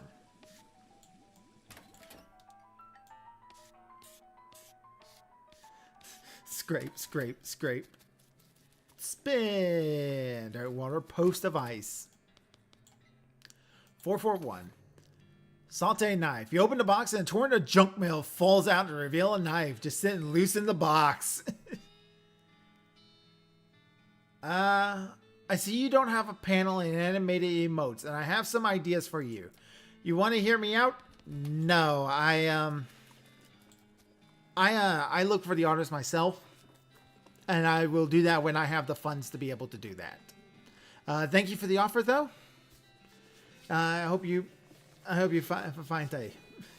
Thank you, Marty.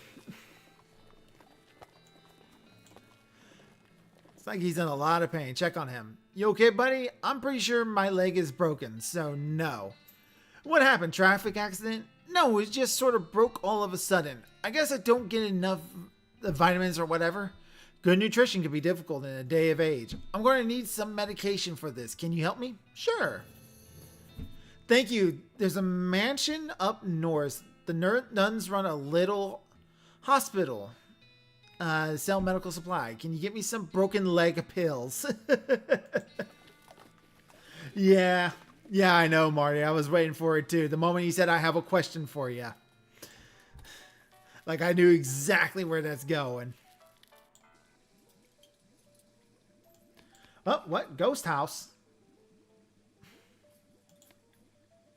Ghost house where? I haven't seen him. Seriously, is Ghost house actually here?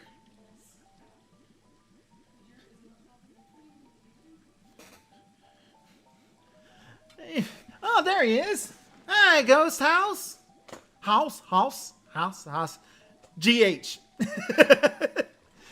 I don't know why you just now popped up in chat for me. Stupid chat trying to keep people away from me. I always try to make sure I say hello to everybody while I'm still a small, tiny little creator of stuff. How are you doing, man? How's the Litterbox campaign going? It's really exciting. I'm very, very, very excited to see that. I'm so excited. Have you got my knife? Sure do. Yep, here you go. Excellent. Now look a lot better than the hammer I was using. Oh my goodness. Okay, I only need one more favor from you, but it's the most important. I used to have this recipe for a very secret jerk sauce. But my jerk...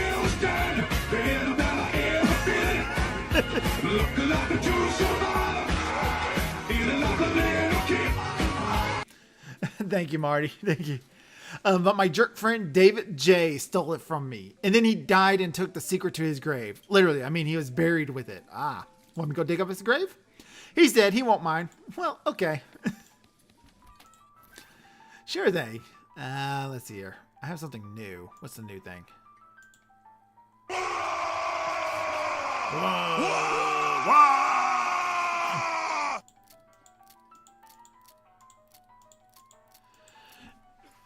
Just hit 140. Close out stream tonight. But man, your whole deal is so impressive. I know. Oh, you just hit 140. What was it that came with 140? It's super unprofessional, but I gotta check real quick. I gotta see what actually hits 140. Because if the closeout stream is tonight, I believe that means you get the physical stuff now, which means I might actually have to up my backing from the 25 to the 50. If I'm able to swing it. Actually, I'm going to just show this off on chat real quick because got my chat here. Maybe I might be able to send some people off to see something really cool. So let's change the display here.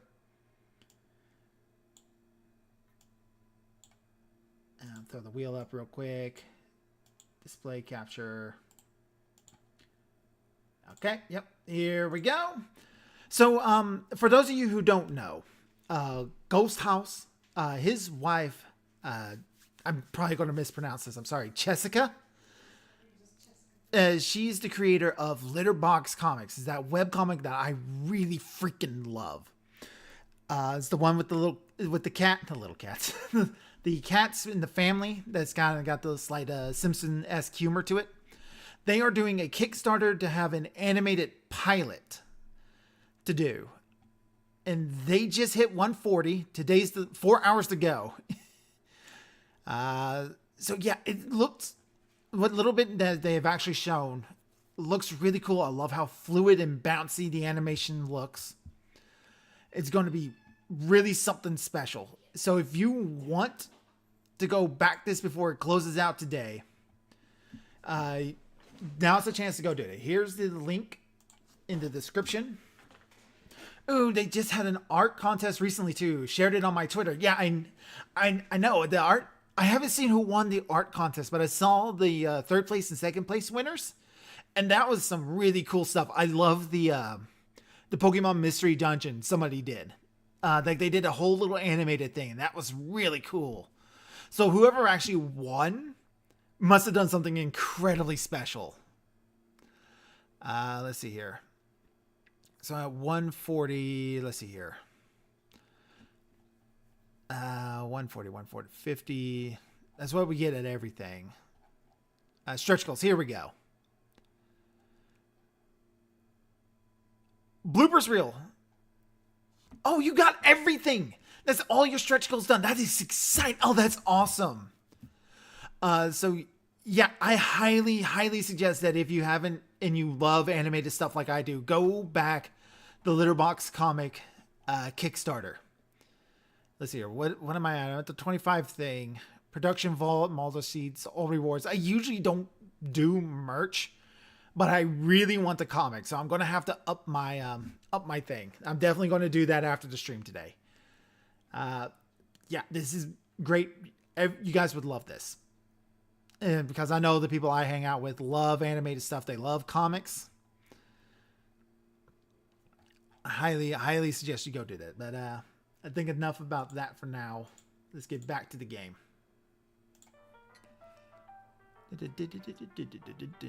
Tony wanted to do the contest, but I'm busy as of my own projects. Still make a family based on the Sailor Moon cats. That would have been cool, Pixie. I think you should have done it. Maybe next year. I think she does it every year, so you'll have another chance.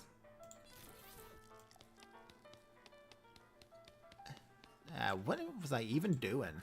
I got distracted, geeking out about Litterbox Comics. Rescue mission. To the mission! You catch something in the corner of your eye, a horseshoe rolling down a hill towards you. It stops at the edge of the trail and falls over with a small thump. Hey, someone calls out. You look up and see two figures at the top of the hill, about 100 yards away. Would you mind bringing that back? The man yells. We're playing horseshoes. Pitch it to them. Sweet. You wind up and hurl the horseshoe up the hill. You hear a faint clank and the men whoop and cheer. Guess you got a ringer. Nice. Got some XP for that. Oh, what's this? A little cluster of gin blossoms will harvest.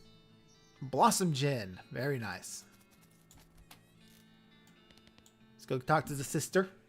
Gosh, a real life nun. Yes, I'm Sister Tabitha. I'm Doc Crow. What's with the What's with the cots? Well, with the cows, the tax, and so on, I felt my faith would be better served by running this place as a clinic rather than just a church. I also sell medical supplies if you'd like your healing to go.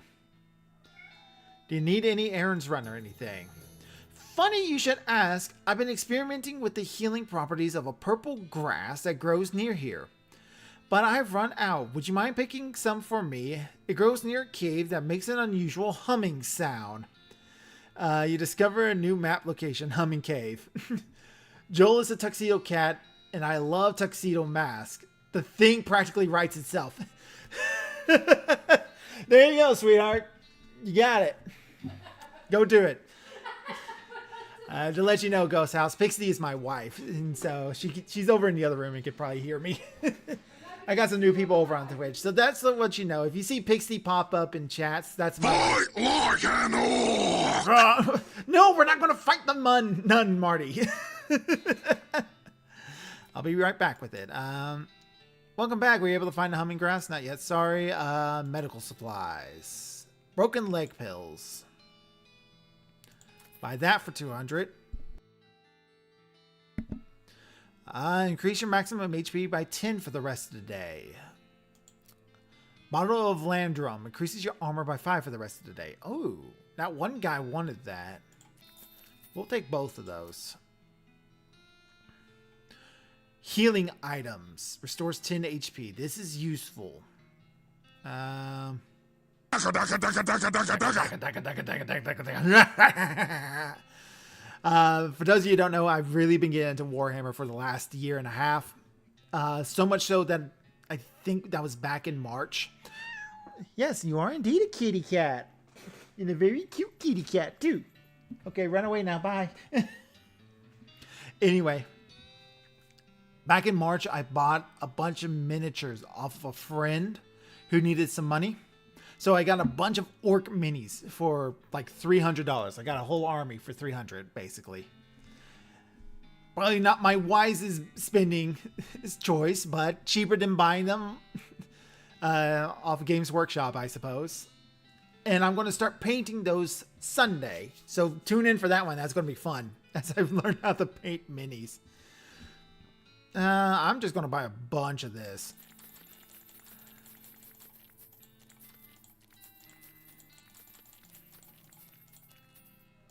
$30 should last me. 30 should do it. Alright. Humming Cave. Let's go check the Silver Platter. You have a run-in with the worst smelling snake you've ever seen. It's basically a cartoon stink line come to life. Ugh. Hold your nose and fight it. Oh, God. Let's see here. Smack it with a bone. Oh, this is going to be an easy fight. Oh, it's still around. Oh, hey, look at that stench. Phew, good thing this wasn't isn't as strong as it smelled. Progress 81-100. You got an item, snake venom bladder. A lot of people don't know the differences between venomous and poisonous. I'm not going to explain it to you, but this is what makes snakes both. This item's used in combat. Poisons target for 5. Very nice. You elect not to keep the skin from this one. Good. I forgot I had something I can do.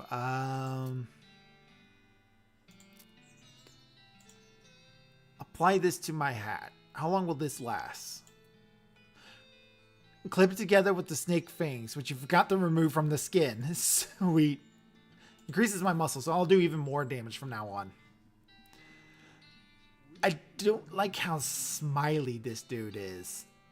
Something about him is so untrustworthy. Let's go mess with him. Howdy, what can I do for you? Well, do you have a menu? A menu? What are you talking about? Isn't this a walk-up style restaurant? What? No, I'm a silver platter. I plate things with silver, you know? Oh, a silver plater. Okay. Oh, I thought your sign was... Never mind. The man grins, revealing a full set of silver-plated teeth. Oh, you silver-plated your teeth? He's got grills! He's like a 2000s rap artist. Oh, no. So, you need something plated? What are my options? He looks you up and down. I could plate your hat you're wearing. People with silver hats get more done, they say. This will enhance your hat to add 1 to your maximum action points. That would be useful. Maybe something else? I could plate the melee weapon you're using there. It'll do more damage that way. by 3 or even more against creatures that are vulnerable to silver, like cows. Oh, that would actually be incredibly useful. And I got a pretty good weapon right now, so let's do that one. And after time, he hands it back. Shiny and gleamy. We got a shiny bone, everybody. What else can you plate? Mangrins. What are my options? Anything else? Even more against creatures that are vulnerable to silver. Maybe something else. I don't really use the pistol all that much. Fine looking tongue you got there. I could plate that. My actual tongue. The one in my head. 2,000 meat to plate my tongue. That would allow me. I would have a silver tongue. Oh, I gotta do it. I gotta do it. I gotta be able to lie with a silver tongue. Your tongue is actually silver. Well, silver plated. But you'll be able to convince people it's really silver. +3 to Moxie. That will help with a lot of things. Because Moxie is not my main thing. That will help with a lot of dialogue options and stuff. What are my options? Why not? Let's plate the hat.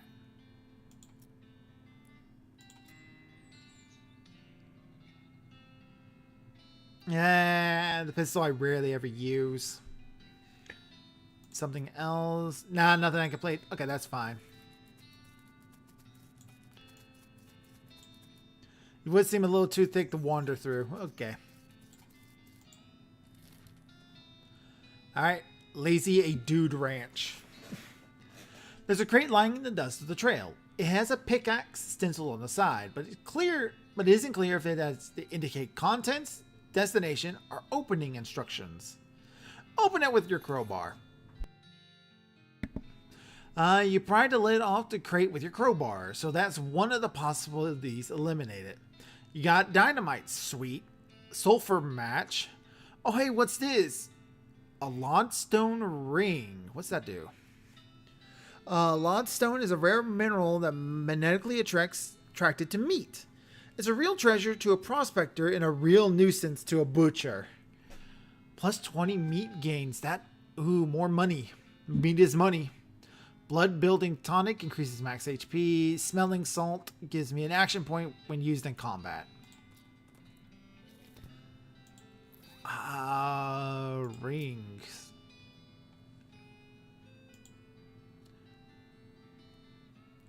Lodestone. That's what it is.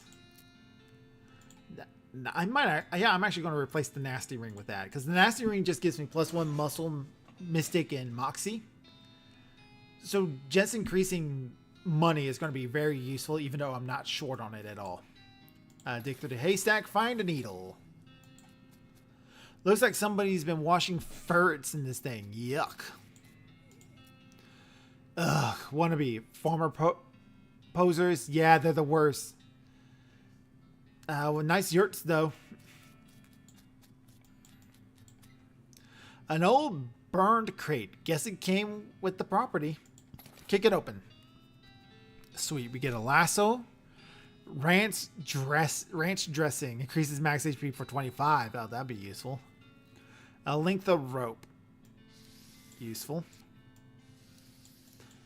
What's the matter, baby girl? What's up, Tagalong, my little kitty cat? Are you wanting food? Is that why you're bothering me? You want me to feed you? Go bother your mother. She's sitting right over there. She'll feed you. Okay, we're going to feed the cat real quick, guys. New chat members. The cat screams for food when it comes feeding time. It's really loud and it's really annoying. So we're going to use this moment to get a quick stretch and a break in, too. So we'll see you be back in like 2 minutes.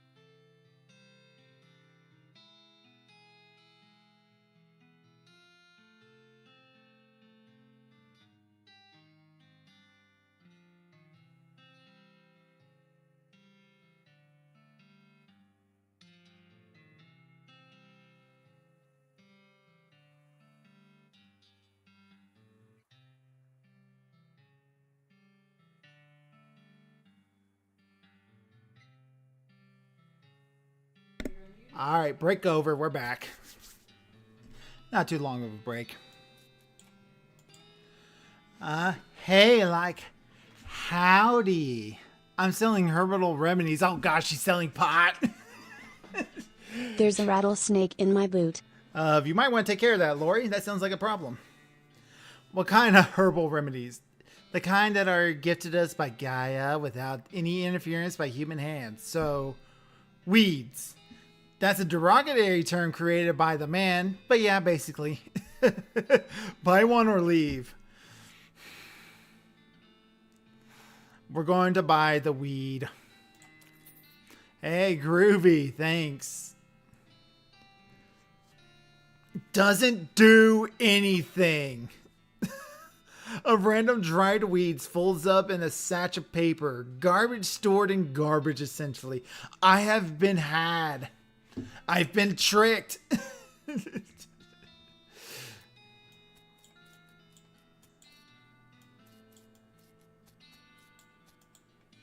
Howdy. Hey, yeah, howdy, man. What's happening? Yeah, that's what I was wondering. Oh, not much, man. We moved onto this little patch of land to grow crops. But then we decided it's more natural to just let Gaia grow whatever she wants, right? I bet it's a lot easier, too.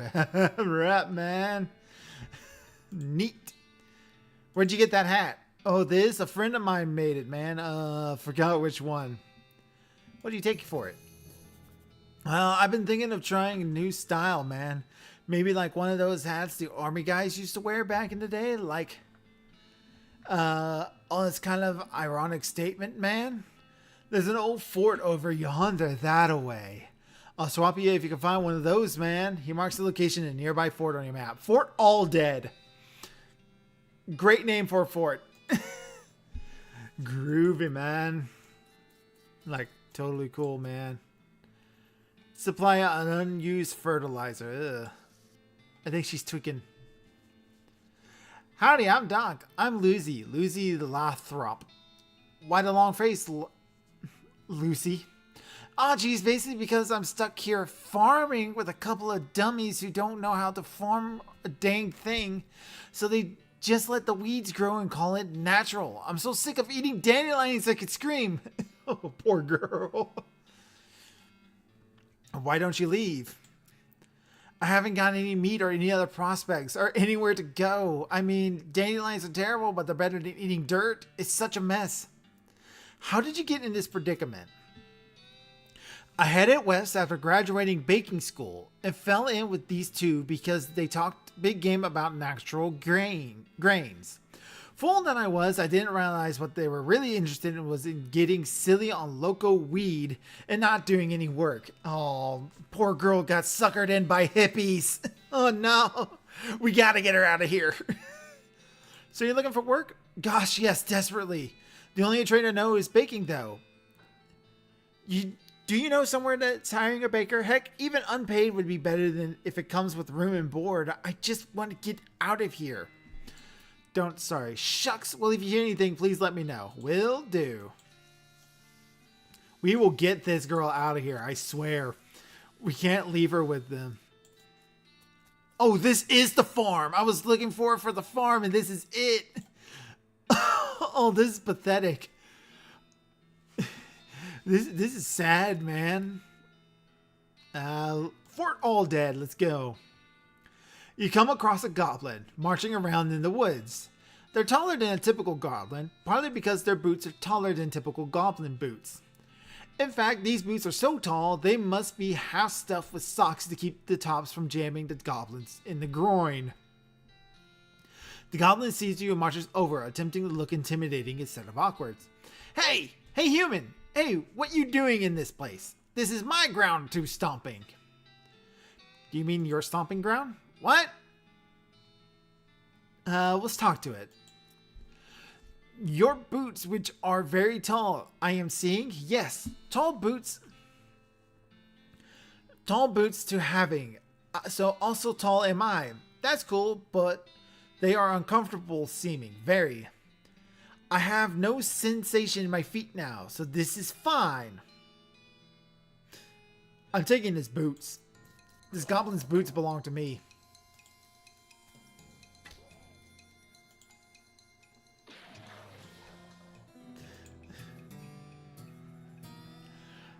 You gave the goblin the boot and take away its boots.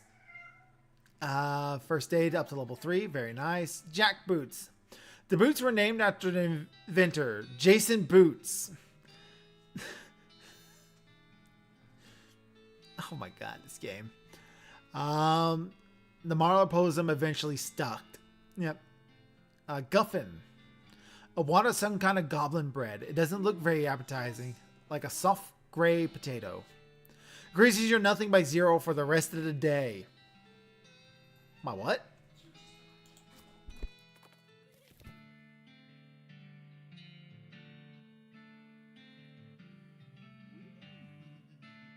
Silly kitty. You already been fed.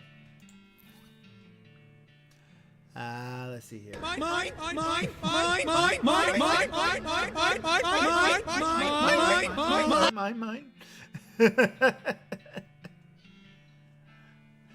Alright. Boots. We were looking for the boots. Because I got brown boots. We'll replace the brown boots with jack boots. Make me even stronger. I'm becoming stronger, chat. Fort all dead. I bet you everybody's alive.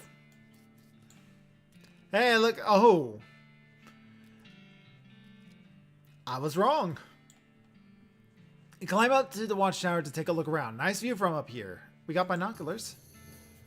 New map location. Lost Dutch Oven Mine. I love it. Climb down the watchtower and pitch the binoculars in a nearby trash can. He doesn't seem to notice you. Excuse me. Sorry, me. Beg your pardon. Sorry. Excuse me. Excuse me. Pardon me. Pardon. Excuse me. Excuse me. Pardon me. Pardon me. Pardon me. Pardon me. Excuse me. Excuse me. Excuse me. Pardon me.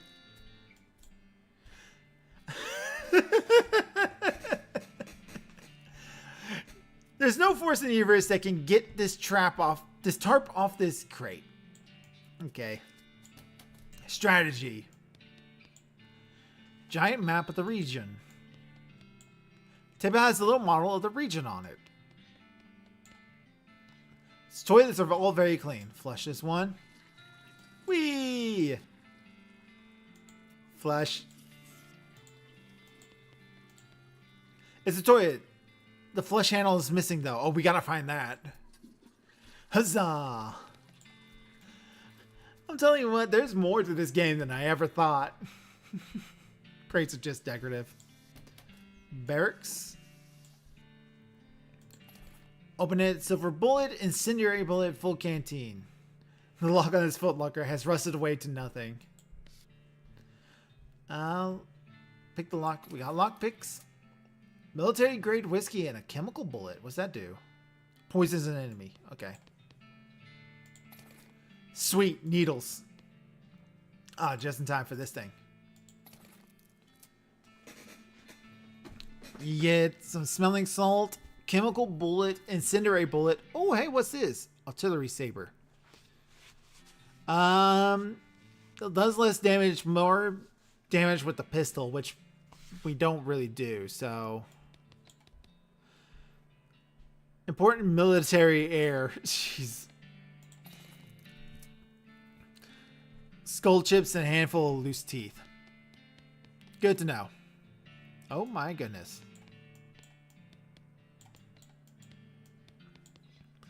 Shelves filled with the skeleton army's food supply. Pick up a box at random and read the label. Live treaty bat wings. Braided oyster shells and seltzer. Crude vulture feathers. Crushed termites. Dissected brains. Grilled eyeballs. Crushed dirt. Stewed maggots a la mode. Oh. Good to know. Sugared ants. Candied rotten eggs. Creamed grubs and seltzer. Ghost House, I don't know if you're here, but here's some great ideas for just random items in Grizzly for you. Cured slugs. Stewed rotten eggs. Oiled skunk kidneys and oil. Redundant, but okay. dehydrated termites, roasted brains, salted maggots, salted skunk kidneys, pickled ants, pickled mold, and lard. This is great. That's some great food names. I love it. Trash can smells terrible. Dig through it. Not without some stench resistance. We got some stench resistance. Glad I held on to that. Oh, no. I think I did get rid of it. Nope, nope.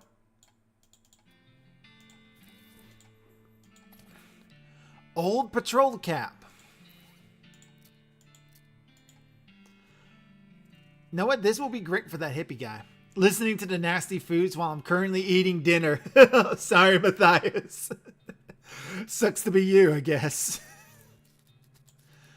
Oh, what is this?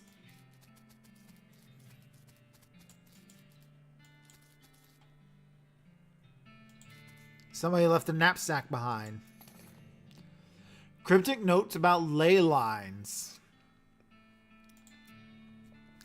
Also, evil-looking leather-bound tome. Inductory Nextmax. The last thing is a little diary. You decided to leave it in there in case the owner comes looking for it. No, we gotta read the diary. I read a book once. It seems to have been written by one of the necromancer cultists.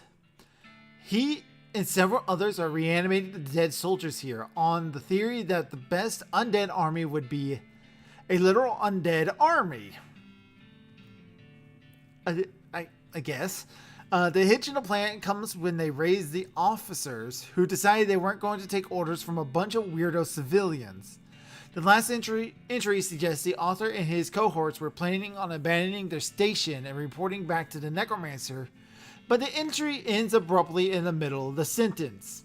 Fascinating. I'm sure they'll come back. We'll leave that there for them. Ahoy carnival goers. Do you like comics? Of course you do, and Dr. Crow has your comic needs. First, enjoy the comedic adventures of Smoke and Mirrors. This lovely couple have opened the doors of their magic shop to you. Smoke, the sly and clever business cat, and his wife Mirrors, the pun-loving bunny, along with all of their friends, never have a dull moment as they deal with the pressures of running a business and performing for a crowd. And if you're looking for something more action-packed, we have All-American Red Squirrel. Riley O'Ryan has returned home to the city of Mapleville, to take up the role of city defender, and prove her late father's innocence. Standing in her way are street-smart thugs, dastardly supervillains, and an untrusting public. The All-American Red Squirrel has her work cut out for her. All of Dr. Crow's comics can be downloaded and read online at Global Comics. Thank you for the readout, Lori. Hello, Lauren, 1350. Sounds about right. Yep. Massgrave is absolutely teaming with skeleton riflemen. They don't seem interested in getting out, but you could definitely jump in there if you were itching for a fight. I think this is another endless wave of monsters that I could just level up on if I wanted to. Yeah. Collect your root, combat got a heart attack. Okay. Yep. I understand what this is though. Harvest Forging 2. That's what I'm building up to, isn't it?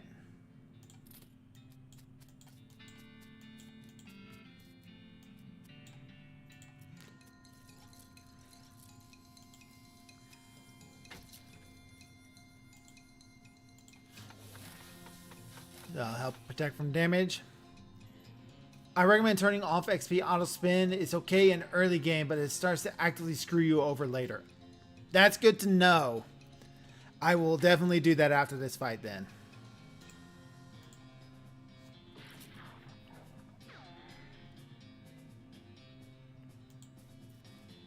Encourages you to pay more attention to mechanics. That's good device right there. Hooray! Alright. Turn it off for now. Let's see here. We'll level up till we get this Forging, because I need Forging 2 to get whatever that plant is there. And it's just a convenient place to do this.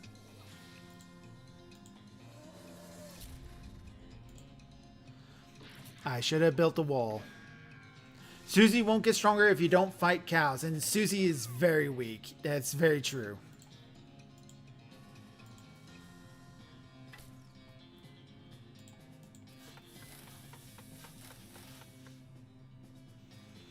So we'll find some place where we can fight cows to help get Susie up.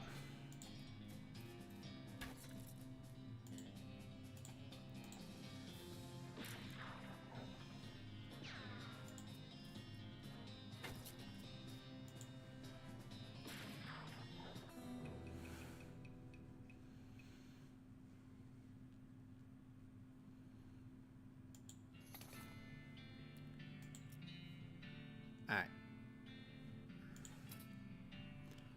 Okay. Autospin just works towards whatever the next cheapest upgrade is, decided after buying one. And due to the way XP costs, scale, and caps, certain high-level skills will never be acquired with Autospin. Not never, but involves mass amounts of grinding well past what you otherwise probably have completed the game in all side quests. Ugh. Good to know. Alright. Alright. It's good to know. Let's see here. How many points do I have to spend? Because I haven't looked at this before, and now I've really got to pay attention to it.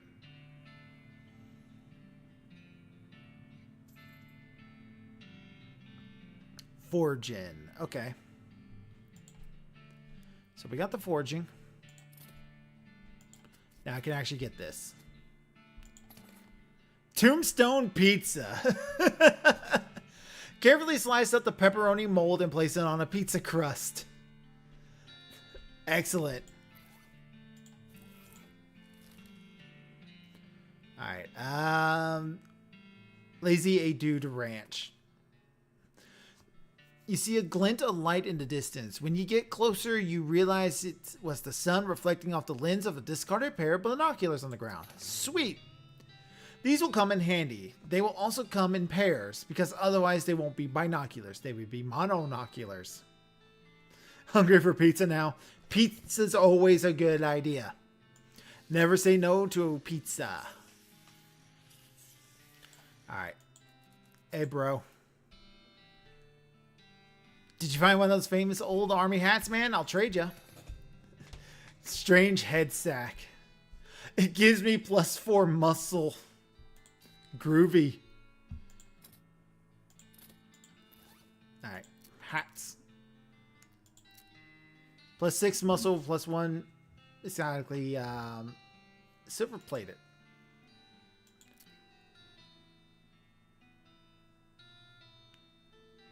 I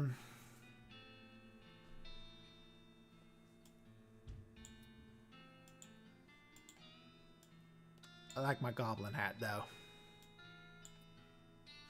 I look like the cat in the hat with this, which is goofy. My character looks nothing like a cowboy. The only thing that is remotely cowboy-like is the fact that he has a pistol. I'm going to leave the goblin hat on. I'm fine with that. Alright, let's hit up the circus. Looks like you found the circus these clowns were talking about. Ugh, a circus. It's like a clown hive. Fortunately, it's not a very big circus. They probably aren't very many clowns. Certainly not enough for an army or invasion force or anything. What an oddly strange thing to say. Still, since it turns out demonic clowns are a real thing, any number of them could be real trouble. You walk up as nonchalantly as possible so the clown clowning the ticket booth won't suspect you know his horrible secret. Whistle innocently. Well now, this whole clown situation might be bigger than we thought. Kind of a lot of them, yeah? Ain't really enthused about going in there though, but probably see what we got going on. As you approach, the clown puts on the basically cheerful facial expression that retail employees use when the last thing they want to deal with is a customer, but they're not allowed to say so. I know that face oh so well. Welcome to Barney Bob's Perfectly Normal Traveling Circus Sideshow, sir. How can I help you? I would like to run away with the circus. Aren't you a little old for that? Sorry, we ain't hiring. Darn. Hey, you need a ticket if you want in, Chief. Like to see the circus? Well, you came to the right place. But if you want to get inside, you need a ticket. Just so happen to have one. What? How did you... well, great. Good for you, sir.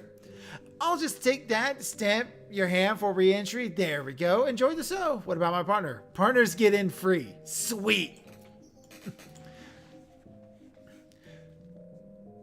It's loud and enthusiastic. You walk into the circus. Actually, I guess it's more of a carnival. But let's not split hairs. As nonchalantly as possible, there's a bunch of clowns around, working at the booth and so on. More clowns than customers, of which there don't seem to be more than a dozen or so.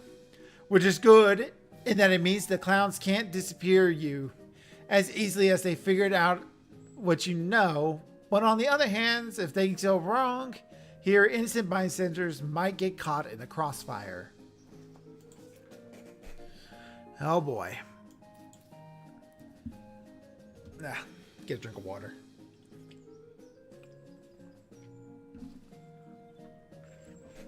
The merry-go-round has a dirty canvas tarped over it. Sign says condemned until further notice. We encourage anyone suffering from horse bites to consult a doctor. We're using real horses as the merry-go-round horses?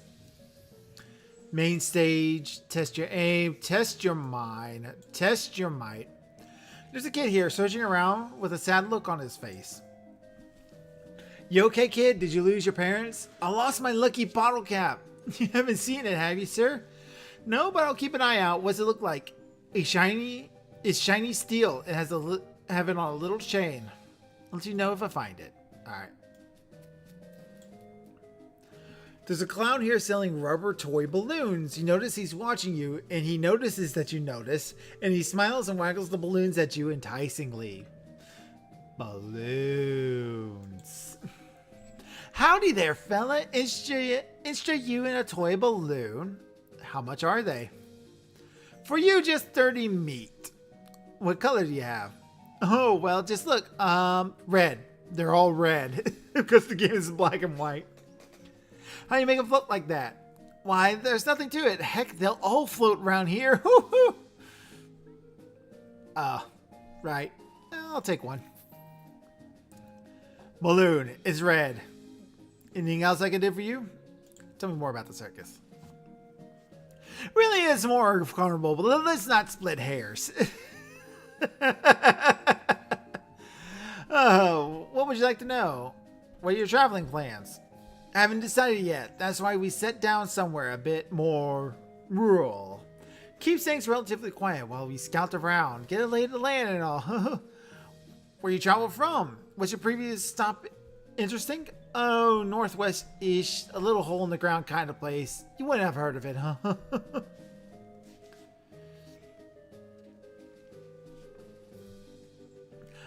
Why is everyone working here a clown? Oh, it's traditional. When the, rodeo stops being put on, the rodeo clowns took other jobs at the circus and carnivals.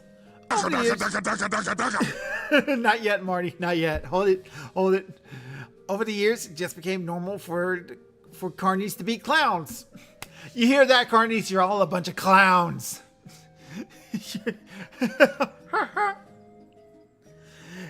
It's a community, you might say.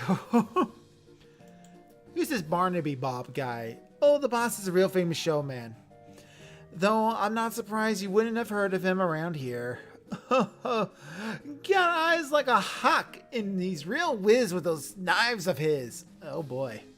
Don't miss his show. He's a real highlight of the carnival. Okay, see you around, clown. Catch you later, alligator. Like an alligator. Oh. Test your might. There appears to be one of those test your strength games where you have to use the big hammer to ring the bell. Well, howdy there, fella. You look like you got a good arm on you. Here's the game that's right up your alley. What's the game? Simple as can be, just take the big mallet here and hit the lever under the bell. Ring the bell, you win. What's the prize? A ticket to Barnaby Bomb stage show, which is otherwise sold out, so it's a rare catch, my friend. Okay. The clown takes the meat from you and puts a big mallet on the counter. Good luck. Hit it not very hard. Hit it kind of hard. Hit it quite hard. Hit it extremely hard. So I got a funny story with one of these things, real quick. So, honking intensifies. The last time me and my wife went to a little roadside pop-up carnival, well, I decided to show off and play one of these games, one of these exact games. And I knew how the game works. I know how, like, it sets itself up to make it not very easy to win, because it's a carny game. They're all rigged to kind of make you lose. So I get it all set up, and it's not a very big hammer and bell game. I grab the hammer, and as I'm reeling backwards, I kind of think to myself, it's like, this hammer is not as heavy as I thought it should be. And I bring that hammer overhead down, throw all my weight behind it, like drop to the ground to get as much momentum as I go. And this thing lets out such a loud crack, I thought I broke it. Turns out, I found the one carny who actually sets the game up in a way that's fair to play. Luckily, I did not break the thing, and I did win her a big old teddy bear. The best carny to ever exist was there. Yeah, he was just shouting all sorts of stuff at us, doing the whole carnival bark thing. I still remember we got on one of those rides, and on the front of the ride, kind of like right where you would latch yourself in, it has like the little safety requirements things, like all the safety warnings and procedures. And for whatever reason, on the letters had like got jumbled up on this thing, like they shifted about on the sticker. It was very weird. Let's hit it extremely hard. You pick up the mallet, toss it in over in, and catch it a couple of times, testing its weight, casually slamming it on the lever. Well, I'll be. That's some genuine muscle you got on you, fella. Looks like you're a wiener. The show will be starting soon. Don't miss it. Harder than it looks. Only half the equation. The other is, of course, the prices are novel, but cheaper than you think. That's very true. Usually the prices are even cheaper than the tickets. I probably don't need to do every single one of these. It probably gets me a ticket too. Game for sharp eyes and quick reflexes. Hope you won't take an insult if I suggest one of the other games is be more your speed, but you're welcome to test your luck. And the prize ticket. Okay, so they're all just ways to get the ticket. Let's see what we got going on down here. How about I held down the fort while you scout around? Okay. Sideshow. Hot food. Hot foot long sausage. How much are they? No. What are condiments? I got onions, pickle relish, 3 kinds of mustards, 2 kinds of ketchup. What kinds of mustard? Brown, yellow, and blue. Blue. Blue mustard? Look like I'm all out of the blue. Sorry. Got both ketchup and catsup. It's all stuff that's way overpriced. Cold drinks, ice cold sarsaparilla. What kinds do you have? Root beer, ginger beer, and sarsaparilla. How about cola? Nope. Do you make the drinks yourself? If you were asking if we have a wagon dedicated to brewing and bottling 3 different kinds of sodas in our traveling carnival, no. We stock up as we pass through towns. Cotton candy. Foo, stop right up, fella. Step up and try one of the world's newest candy sensations. Cotton candy, the finest in several senses of the word. Spun sugar created through revolutionary new process. So light and sweet and fluffy, it's like eating butterfly dreams and kitten wishes. Sweet!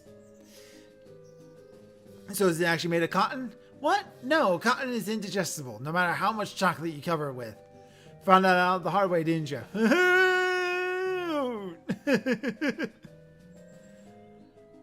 How do you make it?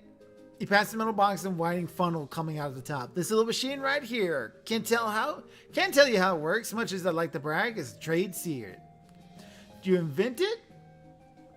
Not as such. A couple of dentists down south were the first ones. Dentists, go figure. But after hearing about it, I managed to figure out how it works. Made a few improvements with my own design too. I think that's actually true. I've heard that story before that like dentists accidentally created cotton candy. That's why it's called sugar floss in some places.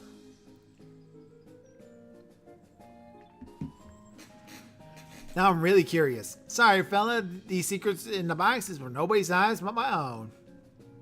For you, I'll be happy to sell you some cotton candy, though. How much does it cost? 300 meat. Never mind.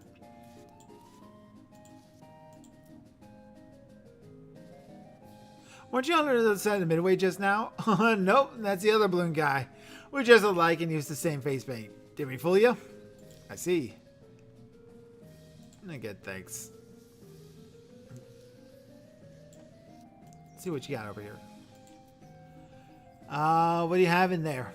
Secrets, mysteries, things too weird and disturbing to be witnessed by the light of day. Freaks, not just freaks. Gosh.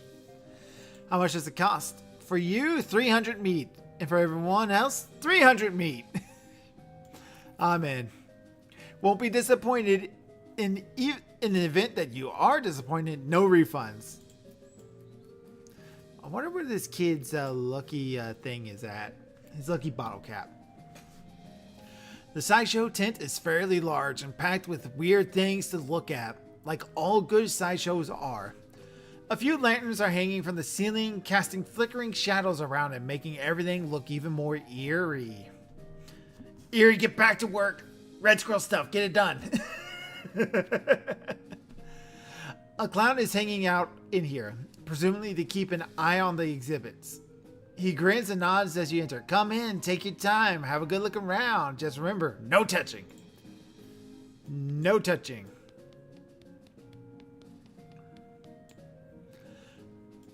This looks like one of those weird bent mirrors to make you look all crazy, as if you weren't enough crazy looking stuff around here already. Your reflection in the mirror is short and squashed, folded up like an accordion. You spend a moment moving back and forth in front of the mirror, seeing how the image changes. It's kind of amusing. Don't rush her too hard, even though you pay more than psych to go. I do. I put that proudly on my Twitter bio. Alright, it says the same thing every time. Howdy, fella. Welcome to the sideshow. Thanks. What's to see in here? Well, down to the left, we have our collection of spooky warped mirrors. Right here, we have an exhibit of clown eggs and pickled punks. And further down to the right is our freak show. Feel free to explore, and I'll be here if you have any questions. Ask a question. I have a question. What's with those weird mirrors? Ain't they right? That's what we call optical illusions. As I understand it, has to do with the lights reflecting off them. Uh-huh. The shelves are displaying large collections of strangely painted eggs. You see several shelves filled with white eggs, each one painted with a unique pattern of colorful shapes. A small placard pinned to one of these shelves say clown eggs. In the circus community, it's traditional for each clown to paint their chosen makeup pattern onto an eggshell. These clown eggs are archived for future references to ensure that no one chooses a pattern that's already been used. It's considered extremely taboo to wear another clown's face. Ominous. There must be eggs for the clowns that work in the circus. You recognize a few of them, like the clown here in the sideshow tent, and the ticket seller clown out front. Say, wait a minute, here's an egg for the balloon selling clown. Didn't he tell you there's another guy wearing the same makeup? According to the sign, that seems unlikely. Hey, step back, please. No touching. Sorry. Filled with jars, and the jars are filled with things. Really weird looking things. You lean in a little closer and inspect the jars. They mostly contain malformed and or mutated animals pickled in formaldehyde. A 3-headed kitten, some kind of ferret or weasel with 8 legs, a twisted Mobius loop of snake without a head or tail, weird crazy stuff. One shelf seems devoted to a huge gross pile grubs, like fat featureless white worms the size of a sweet potato. The one on the end is larger than the others and has shiny black eyes. Someone has painted its face in the apparent parody of clown makeup. Yuck. Ugh. The pasty white face has been painted with little blue triangles over and under the eyes. The creature has a long, thin slash of a mouth as well. And the area around it has been painted with bright red lipstick.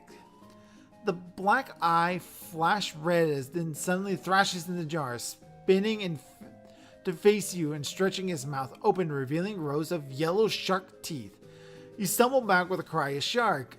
Got you pretty good there, buddy. Wait, what's in that? It ain't a real critter. It's made of rubber and clay and doll parts and such. Got an electromagnet under the shelf to move it with.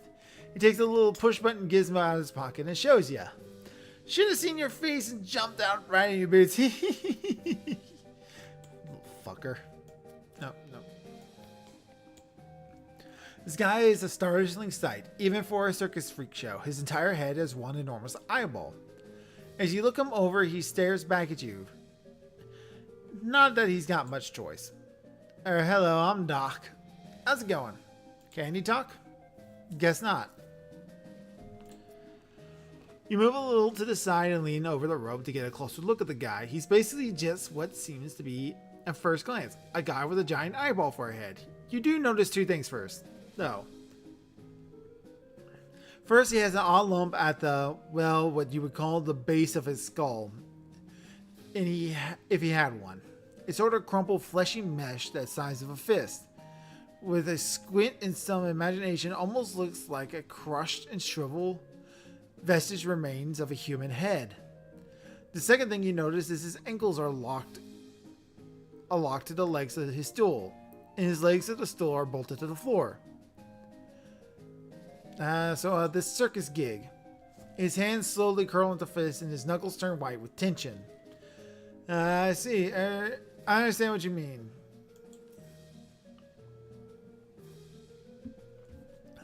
Do you blink? Or wink, I guess? I guess not. Okay, well, see you around. I don't think he's here willingly. This man is neatly dressed though his suit is a bit thoroughbred and out of fashion. He's smoking a pipe and leafing through a magazine. When you stop to look at him, he nods amicably. Hello there, welcome to the Shy Show. My name is Douglas. Hi, I'm Doc. Delighted to meet you. So, well, are you perhaps trying to think of a polite way of asking what's wrong with me? Yeah, you got me. Don't worry, Doc. I am in a Shy Show after all. It's an obvious and natural question. Wait a minute. You said that last bit without moving your lips. Are you a ventriloquist? Not at all. Allow me to demonstrate. He stands up, turns around. His back is the same as his front. That is, his suit has been tailored with 2 front sides, and he has another face in the back of his head. And his hair is parted appropriately. Ta-da! He sits back down and his knees and other joints cracking and popping loudly as they reverse themselves. Douglas winced slightly, though certainly not as much as you expect. Ugh. What a surprising yes. A bit, yeah, how is that even possible? Douglas shrugs, holds his pipe up to the now back of his head, so his other face can take a puff. Are you, what's the phrase? Siamese twins? Not exactly. It's difficult to describe, I'm afraid. 2 minds in one body with 2 faces? It would be closer to the truth to say two instances of the same mind. With, as you say, two faces. You're right. You're right, that doesn't make any sense at all. The other face chuckles and Douglas holds the magazine behind his back. It took some getting used to, that much is quite certain. Oh boy. Were you born like this? I'd rather not discuss how I came to be this way, if you don't mind. Okay, sorry. No apologies necessary. Your niece must be a wreck. Surgery was necessary to permit them to bend in both directions. It sounds worse than it feels, I assure you. Why in a shy show? With a regular suit and a haircut, you could easily pass for normal. I have a contract. Out of the corner of your eye, you spot the clown making a gesture, but you didn't catch what it was.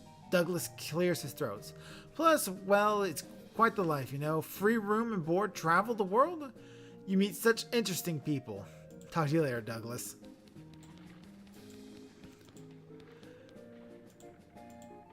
There's a lady here with a head sticking out of the hole of a large mailbox. She nods politely to you. Hello there, enjoying the carnival? Well, it is interesting. She smiles slightly. I'm sure it is. Ask you a question? Certainly. What is your name? I'm Janet, and you? I'm Doc. Nice to meet you. Nice to meet you too, Doc. Why are you in the box?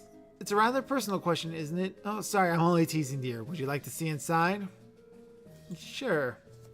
Janet whistles to signal the clown, and he moseys on over. He unlocks the door on the front of the box and throws it open with a theatrical flourish. Inside the stand of Janet's body, you see a tangled, complicated assortment of glass tubes and pipes, ticking clockwork gears, and pumps. Liquids of various colors, mostly red, slosh through the tubes. Ah, she have no body. A large bellow nears the tops inflates and begins to slowly deflate. What do you think? It's horrifying. Like something out of a nightmare. Yes, that's an accurate description. I don't actually like it. I'm sorry, I hope I didn't say no offense taken. I've only seen it myself once in a mirror. It took quite a while to get used to the situation. How did this happen? Sorry, but I can't talk about that. Of course, sorry. Must be a painful memory. Her clammy, composed face ceases into a very slight grimace as she shots a sidelong glance at the clown. Yes. Oh boy, these clowns have done horrible things to these people. We have got to put a stop to this. The muscly clown doesn't seem to want to let you go in here. Talk to him. Crosses his arms and grunts as you approach. The stage show ain't till later. When? Later. But when exactly? Later. Okay, jeez. I guess I gotta handle the other clowns first.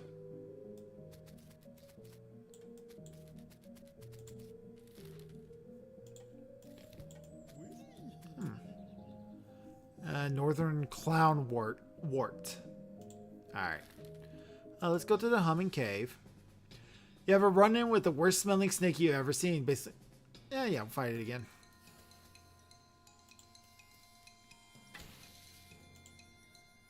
We do so much damage now. 2 snake spleens. Sets enemy on fire. Very nice. Alright, what are we doing here? And you hear that? What is that? It's like a high-pitched buzzing noise. No idea. Let's not stick around any longer than we got to. That nose is driving me crazy. Must be what the nun was talking about. Pick it. Purple grass. What are these rocks?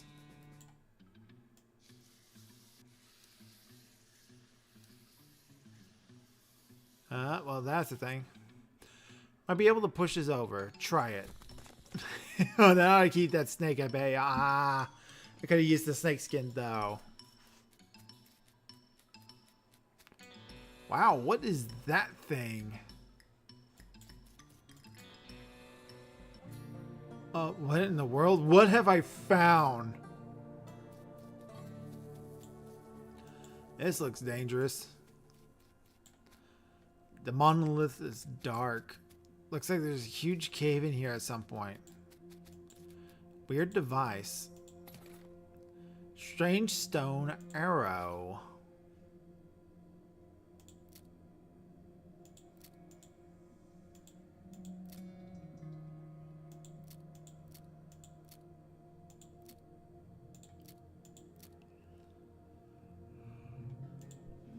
This triangular object made out of strange stone-like material, shot through with channels of smooth black glass.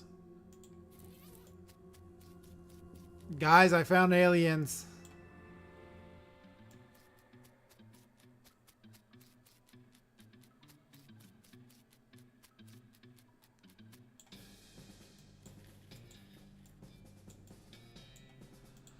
Alright.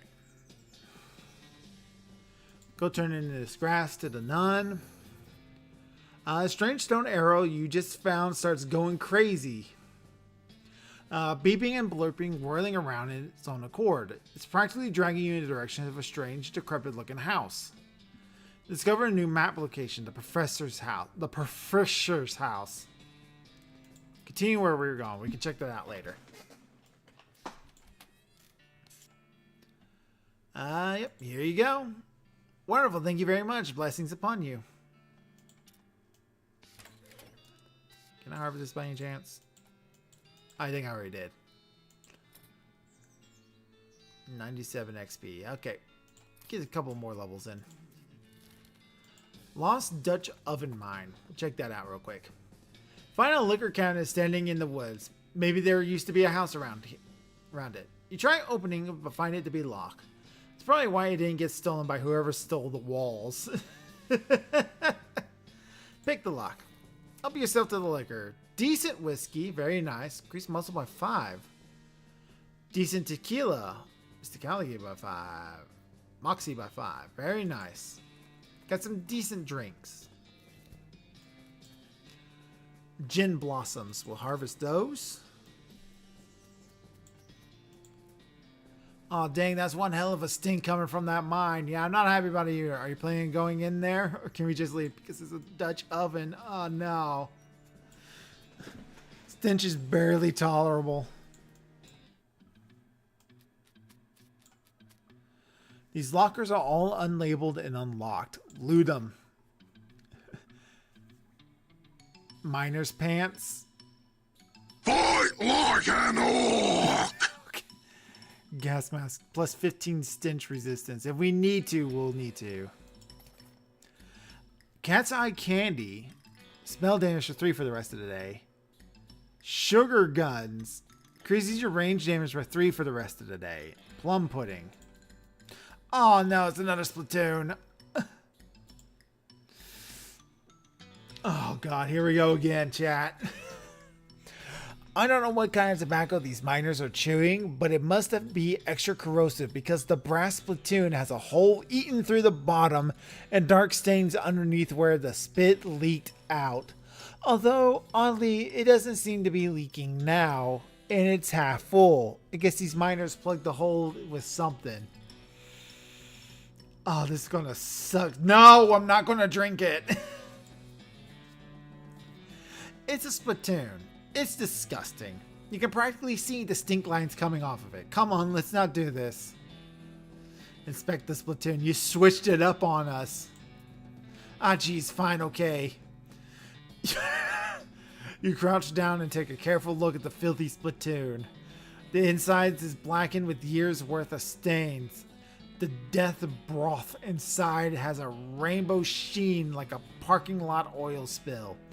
And occasionally little bubbles pop on the surface. You can actually feel a slight warmth radiating off of it from whatever dire chemical reaction is taking place in there. You realize you're holding your breath, not deliberately, but from the human body's natural instinct for self-preservation. No, inhale.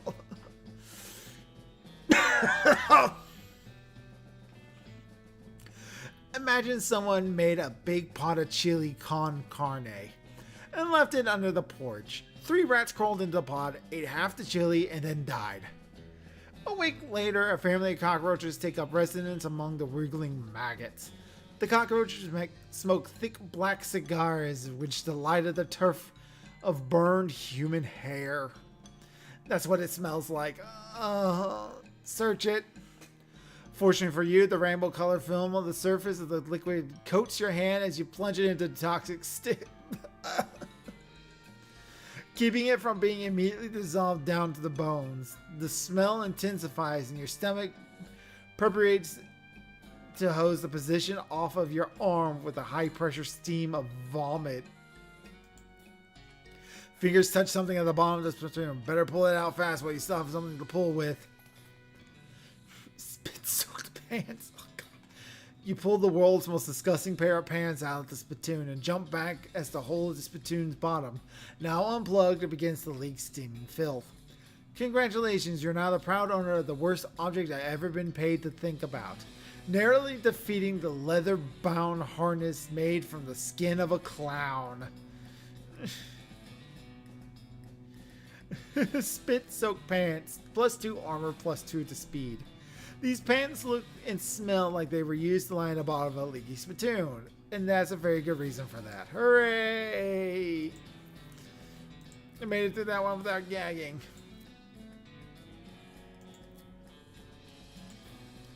Yeah, the ones I got right now are better. Mining supplies, you assume prior to open. Dynamite and smelling salts. Already been picked clean. This card is empty. It's all rusty. Oil it. Lubricant elevator liberally. Ride down.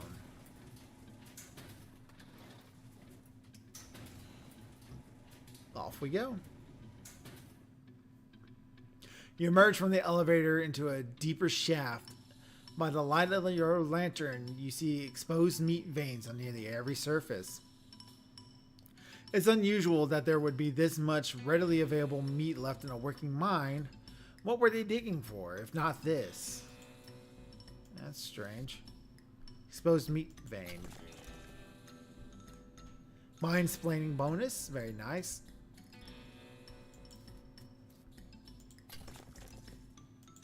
Gather all these up. Oh, what in the world's happening over there? Smo's meat deposit. Getting more unrefined meat nugget.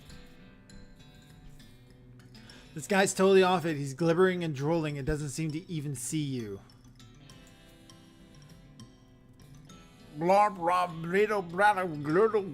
Uh-huh. In his face, he doesn't react at all. He's gone nutto.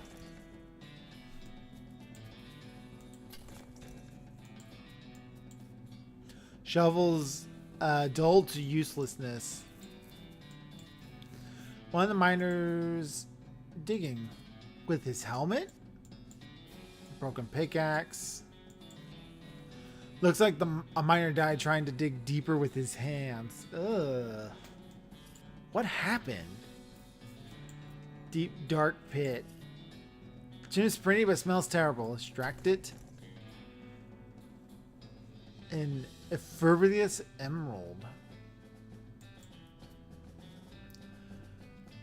Not off his own hands before he died. He started to feel uneasy. The finger bones all splintered. Ugh. Worked his fingers to the bone digging and then worked his bones to the marrow. Oh, what happened here? The scratches are just painted on. In blood. Get out of this pit right now. The gouge marks are dark with blood. You have to get out of this pit right now. No. As you get near the rocks, the voices in your head begin to scream too loudly to ignore. You have to get out of this pit right now. Fine, fine. I guess I'm not high enough level to handle this? Is that what it's telling me?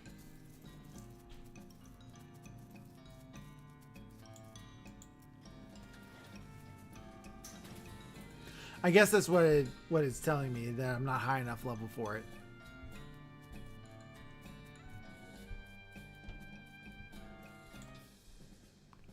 Alright. Is anything past it? No.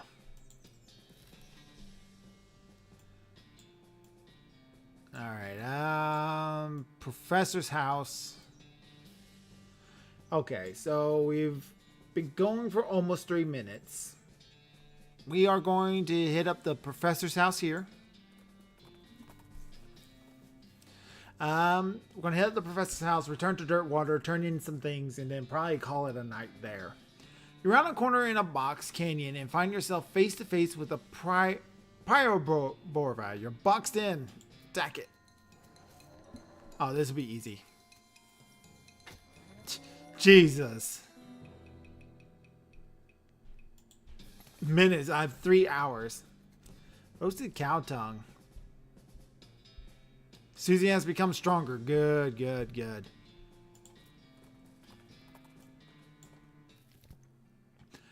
The beeping machine leads you to a ramshackle house in the middle of the desert.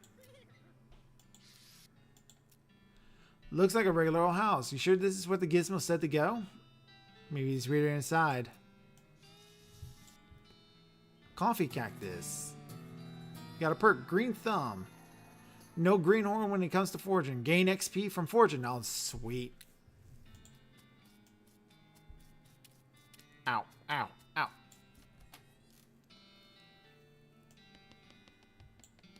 Flush it. Powerful magnifying mirror. Basically an inside-out microscope. Check yourself. The microscopic mites that live on your eyelashes seem to be getting along just fine. Sweet. The books are still boring. It's a wonder the shelf isn't full of holes. Anyway, circles and lines. Excuse me, my name is Doc Crow. Oh, what? Oh, I didn't notice you come in. I'm not used to visitors, but folks generally call me the professor. Is there something I can do for you? Well, I found this beeping gizmo, and I sort of followed the beeping, and it led me here. Well, IB has certainly led you to the right place, young man. This is El Vibrato Technology. It's happened to be as much an expert as anyone alive today. Now, what now? El Vibrato were an ancient race that lived here long before humans. Well, they mostly lived underground, so they might still be living as far as I know. Never seen a peep of an actual person, though. Just the machinery that's left behind. Were they space aliens? Could be aliens. Or genius pre-humans. Or an extremely different terrestrial evolutionary line. At this stage of investigation, it's impossible to say. Isn't it exciting? Here, let me have a closer look at your beeping gizmo. Aha! As I suspected, this is one of their transponders. It detects other El Vibrato technology and homes in, you see. That'll be why I led you here. I've got a thing I've been trying to repair. He tinkers around with a transponder for a bit and then plugs a strange stone marble into the socket on it. There you go, good as new. Just swipe up or down to turn it on or off. Swipe? Swipe. Now I gotta warn you, this device will lead you to abandon El Vibrato technology. It might also attract unwanted attention. From what? From El Vibrato technology. You see what I mean? Just be careful. You know, now that I'm thinking about it, you arrived at a perfect time. In order to get anywhere Want further... to leave us a tip? Consider buying us a Ko-fi. All money goes into helping fund the comics and improving the streams with emotes and buying games to play. Thank you for your donation. Thank you for the readout, Lori. You know, now that I think about it, you arrived at a perfect time. In order to get anywhere further with my research, I need more samples of El Vibrato tech. But searching for it eats up all the time I could be using researching it. I get you. Right, you're an adventurous type, so bring me back whatever devices you find. And if I can get them up and running, that'll benefit us both. Deal. Great, first priority will get my Keystone Fabricator running. They lock their doors and things with these silly stone alloy blocks, see? So if we can make our own, that'll open lots of doors for us. Literally and figuratively. Alright, what do? The components are aren't rare, but at least far as priceless ancient technologies go, bring me, about 5 handfuls of scrap. I should be able to salvage the last parts I need for that much. Concepts too advanced for to even recognize. Doesn't look like this guy sleeps very much. Contains 10 instances of the exact same shirt and 20 identical socks. Keystone Fabricator. He's waiting for some parts to finish it. What do you think of this guy, Susie? I think this fella spends too much time on his own and starts to get funny ideas. You think he's nuts? Well, I would, but on the other hand, that beeping gizmo you found led us here. Lends a fair bit of credence to his story. Alright. So that's the professor's house. We're going to return to Dirtwater. Shaggy Dog Cave. think we've found just about everywhere in the world at this point. Talk. Living too crowdy and noisy. Anything says you should head to the Dave yard to get the recipe for the chef and dirt water. Right, Dave. What was it? Dave something. I just saw that. How did I forget it?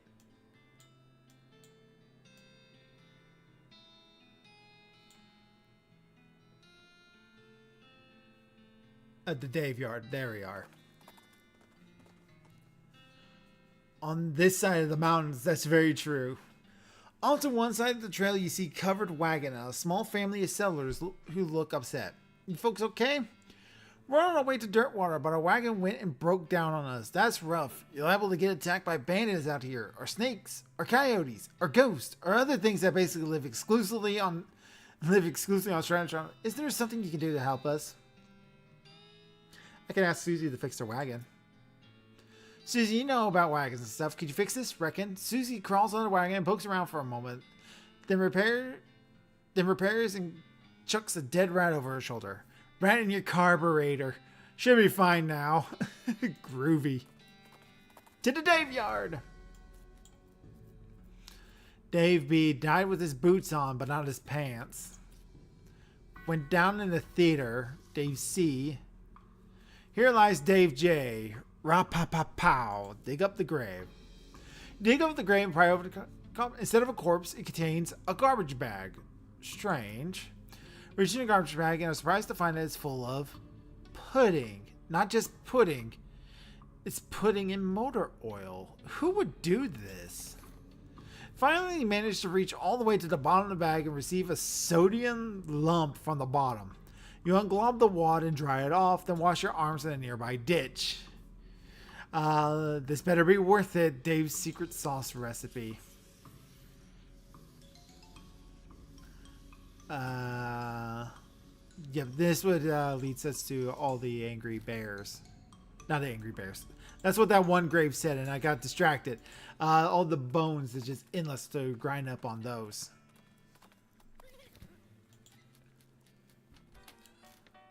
Let's see here. Poker room, kitchen. Got the recipe that one jerk friend David J took on to his grave. Yeah, I got it. Hey, thanks a million, buddy.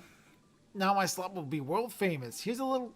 Let me give you a little something for all the trouble. It fell in the slop, but it's still good. I feel like I should have waited to silver plate my hat. Oh, because that's pretty darn good. I could have done all this stuff to this sloppy cowboy hat and made probably even better hat. But I'm happy with my little goblin hat.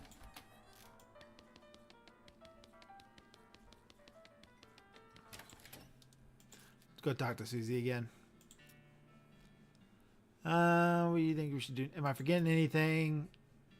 Broken leg pills to the guy.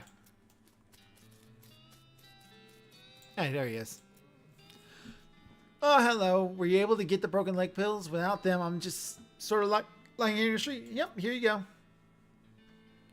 One of the things, I feel like a new man again, or at least the same man with a new leg. That's good. Go drink some milk or something, okay? He waves and skips happily away. Oh, that's nice. Am I forgetting about anything? 5 chunks of vibrator. Alright. Right, you wanted something. Got some medicine for me? Yep, here you go. He cracks open the bottle and opens deeply. After a few moments, his demeanor changes entirely. He looks like a man 20 years younger. Would you like to hear a story? Yeah. Tells you a tale of a butcher who takes a magical boat to an otherworldly planet inhabited by intelligent monkeys. Something about the story, you really lost yourself in it. Did he just recite to us Planet of the Apes? Ellsbury. Wait a minute. I feel like I know the name Ellsbury.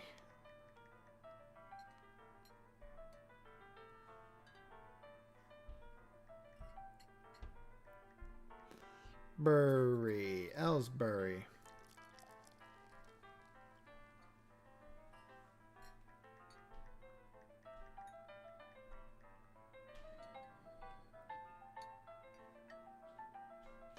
Okay.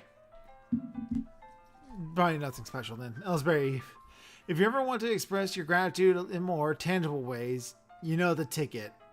Goes back to listening to the piano. Yeah, here you go. He cracks the bottle open and drinks deeply. When you hear a story, yes. Ellsbury tells you a tale about a distant catacomb where violent insects protect and serve imaginary insects. Something about that story you really lost yourself in. Violent insects protect and serve imaginary insects. Protect and serve imaginary insects. Obviously, he's referencing something, but I don't know what that one is. So that gets us some more XP, which is nice. Worst hat in my life.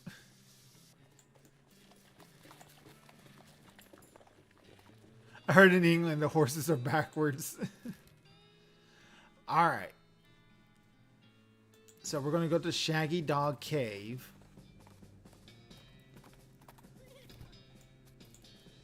Harvest.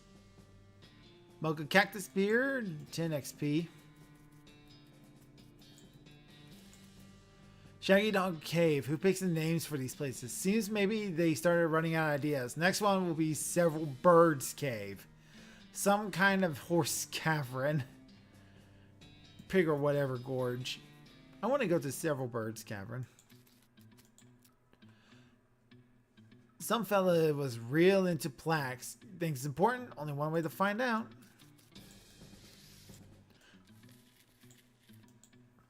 There's a plaque bolted to the cave wall here. A record of events of the expedition to and into Shaggy Dog Cave, November 18th, 87. As recorded by James Plackwright. Good for him. Having acquired through various and Sunday means a story which is interesting in its own right, but better saved for another time, a map protruding to lead to a large cache of jewels and ingots of precious metals hidden by the infamous highwayman and train robber Black Cole Jr. In the years before the cows came home, I, Jim Plackwright, along with 3 compatriots, those being Nathaniel Wayman, Circus Howard, and Douglas Watts, set out to find Shaggy Dog Cave and the aforementioned treasure. Alright. Our equipment and previous consisted of 1 cart and a horse to pull it, 4 additional horses to be ridden, 2 shovels, a spade, and a mining pickaxe, a large coiled rope, 1 large basket of eggs, as well as an assortment of other trail provisions and cookware, my own collection of blank plates for engraving tools, 1 large shaggy dog, and a butt fort.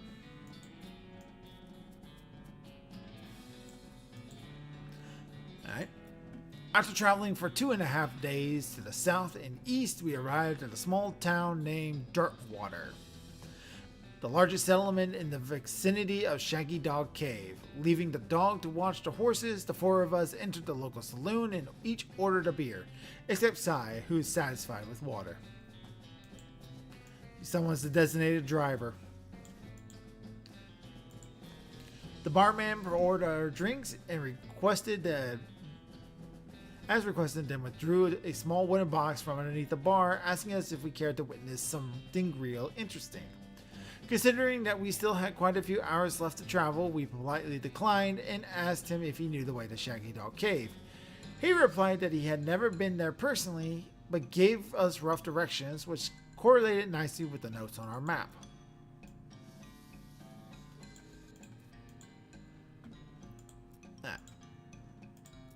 Upon leaving the saloon, we discovered our mistakes that some unknown villain had tampered with our wagon.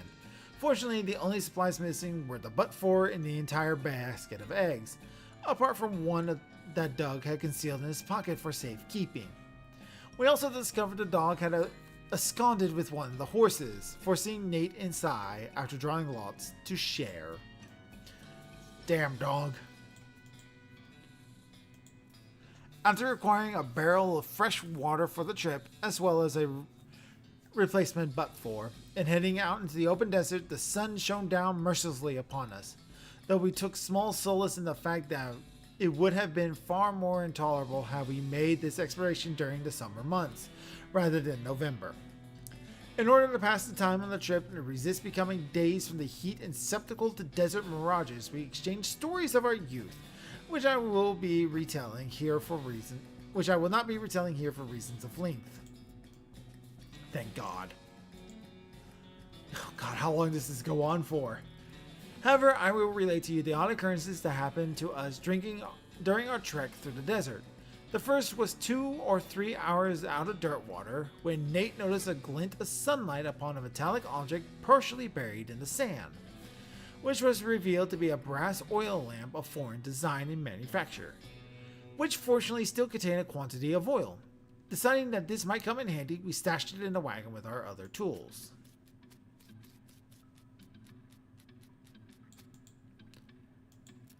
Our next encounter with a nomadic goblin tribesman, who we discovered spoke excellent English. It inquired as to our destination when we replied that we were looking for Shaggy Dog Cave, though we did not disclose the reason for our journey.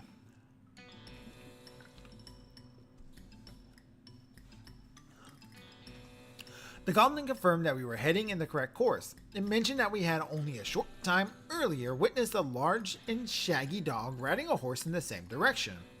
We all agreed that this was an unusual sight indeed and continued on our way. It sounds like the dog that ran off earlier. Sometime later we encountered a large adobe hut occupied by 2 identical seeming old men with wild hair and long white beards. They invited us to take shelter from the heat, which we were gratefully accepted, and introduced themselves as hermits. This struck me as particular given that there were 2 of them, but I felt it would be rude to question them to that point.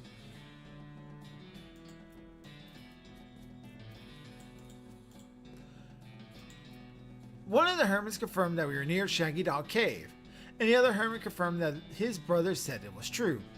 They also commented that they had seen a large shaggy dog riding a horse in that direction. We all agreed that this was an unusual sight indeed. The hermits refreshed our water supply in exchange for butt fur, and we continued on our way, excited to finally be nearing our goal.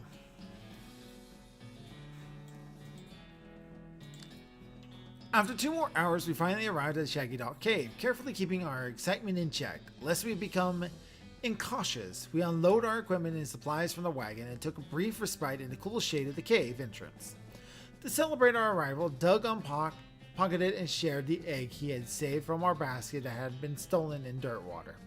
Once we rested, we decided the time had come to explore the cave. I am fascinated with this story.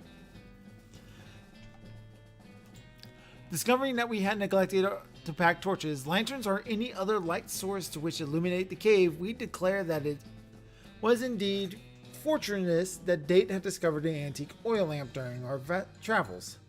He gave the brass a quick shine and then lit the wick, and revealed to discover that it lit easily and provided very adequate amount of light.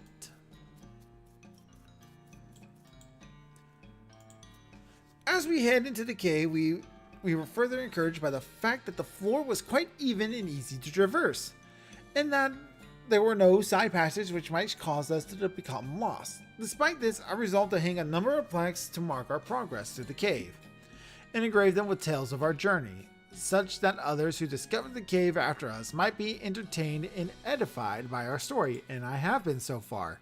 You're all dead at the end of this, aren't you? Soon we came to the end of the tunnel. While Nate, Cy, and Doug took turns with the excavation, I completed the last of the aforementioned plaques. It was a matter of perhaps an hour before Cy's shovel struck a wooden surface with a hollow noise, and we hauled a traditionally styled treasure chest out of the hole with great excitement.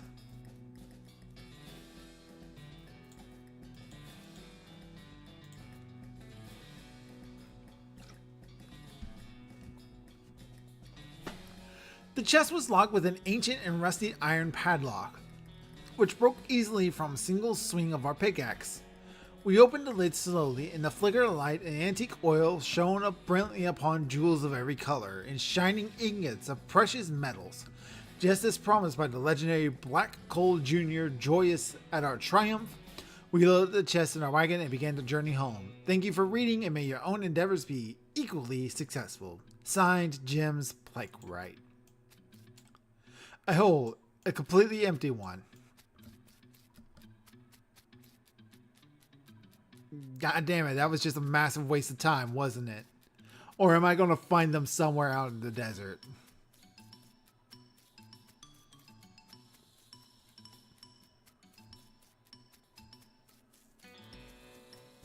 I'm going to find them somewhere out in the middle of the desert. I guarantee it.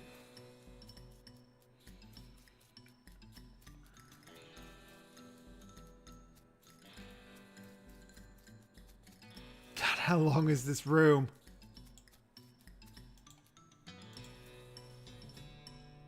The aristocrats. What? Forget it.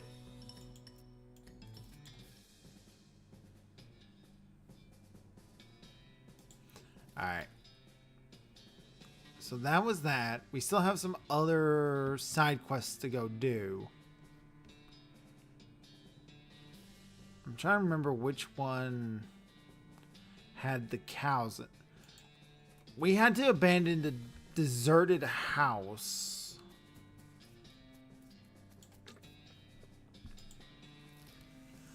It was the tannery that had to end up leaving early because we couldn't beat that boss. So I feel like we probably can take it now.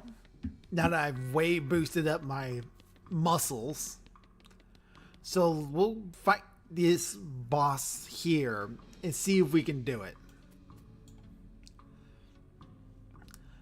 So let's do this.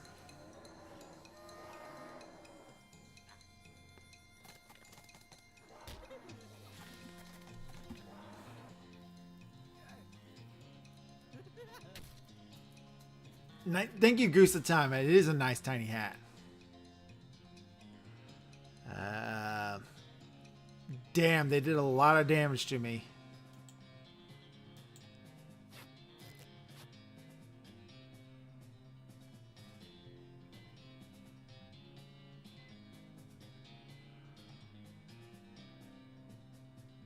There's no point to build a wall because Susie, that will just be a waste of time for Susie.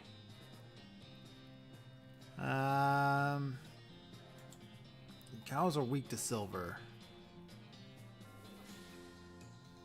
Let's target the cow.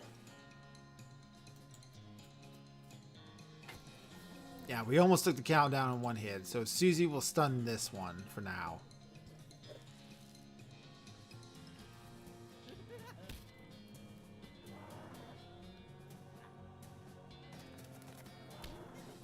As long as they attack the clowns, that's better for us. Can't see what that thing looks like.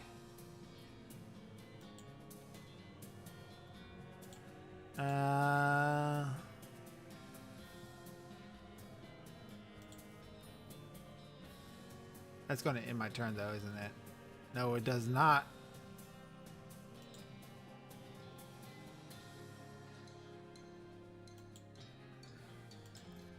But we'll rope him too.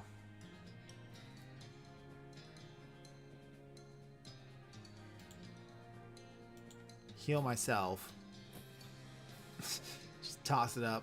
I probably should have started with this. We'll stomp to do some light damage to everybody. Susie will shoot the cow. Alright, so that one's done for. That's good. I think we got it this time.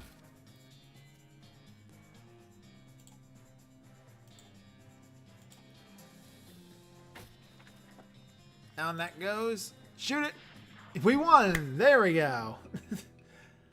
Did a lot better this time than the previous times. As predictable as ever, the clowns turn on you once you've helped them defeat the cows. You got the jump on the clowns, though. Let's see here.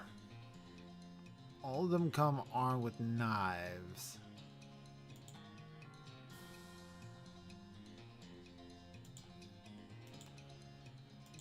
Just start with the top and work our way down.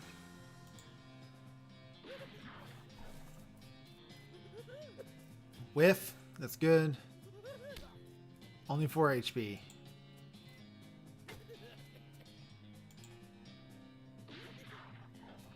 Susie needs a massive boost.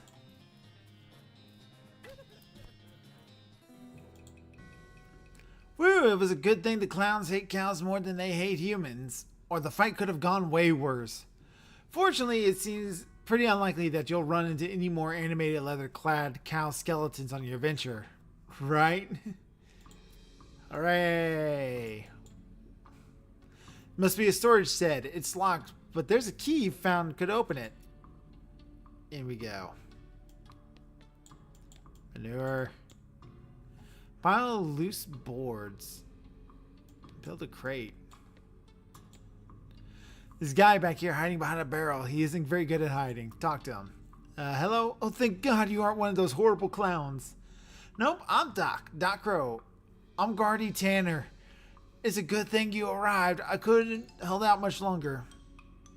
Are you actually a Tanner, or is that your surname? Well, both. What are you doing in here? Hiding.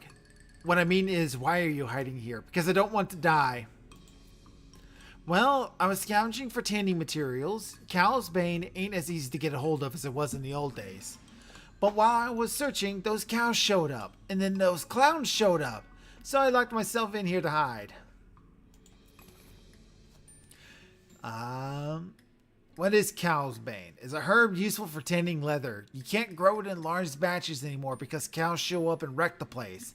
So there's other stuff we generally use for pig leather and so on. It's not as good though. Cows wreck your herb gardens? Yeah, if you're growing more than about a flower spot's worth, they get wind of it somehow. They hate the stuff. Can't figure why. Here, I got a few extra seeds you can have. Be careful with them. How long you been in here? 3 or 4 days. I'm starving. Cow's bane's poisonous, so I've been chewing on this old leather hat for substance. Seriously? Yep, want some? No. Took care of the clowns and the cows, so consider yourself rescued. Wonderful, thank you. As soon as I get the new shop set up, you can come count on me for leather goods you need. The first one's on the house. You wouldn't happen to know where I might set up a new shop, will you? What happened to your old shop? Can you care to guess? Cows? Yep. It's empty lot in dirt water. Probably used. Great. I'll head right there. Thanks a million, partner. I owe you. No problem. Build a crate. Open the crate. Nails. Ranch dressing and a lock. Then a hard fight and a tall glass of loot. Got that right. So we finally finished that off. That was way easier this time than it was any other time I fought them. I think it was the Butterfield Ranch that had the cows in it.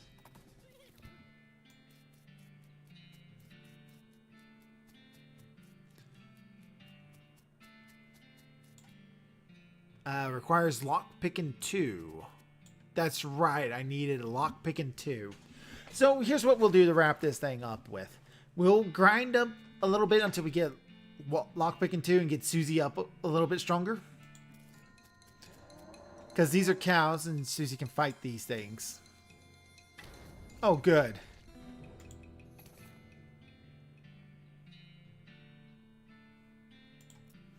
How far away am I from lockpicking 2? Oh, I can get that now.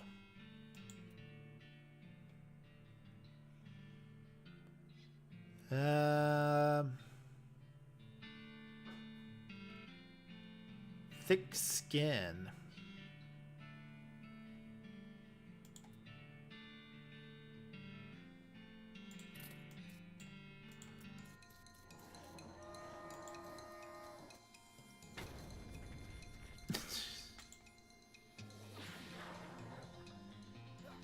And I remember the exercise of frustration that was. Yeah, it was real tough. And now suddenly I just stomped through it. Brass bull ring.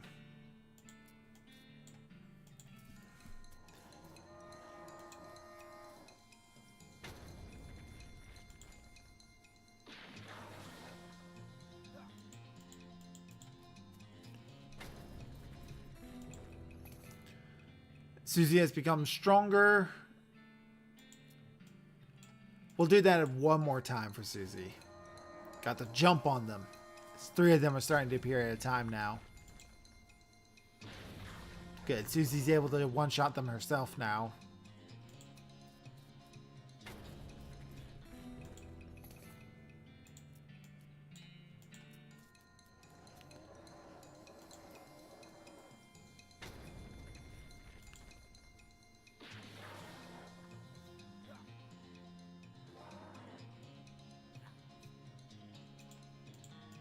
Attack this one down here.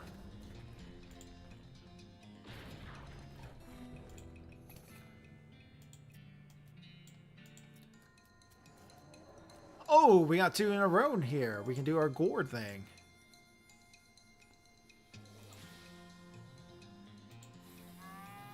Get Beefy going.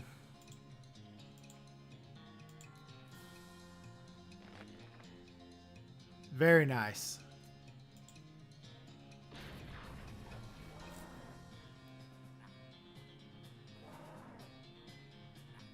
And they don't do enough damage to be considered much of a threat.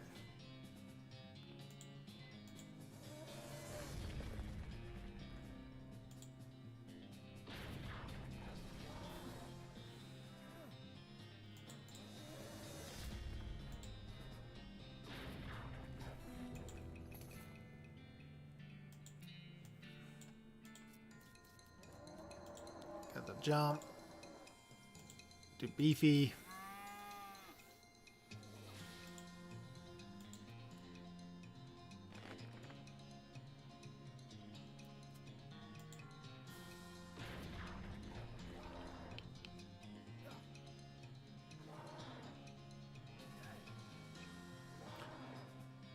Alright, 3 attacks from them.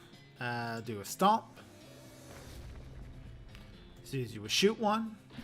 Leaves us with 1 left. Very easy fight now.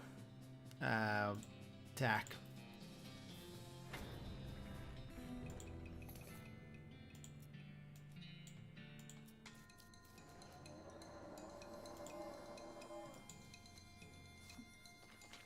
I forgot to do the Beefy, but I think it's fine.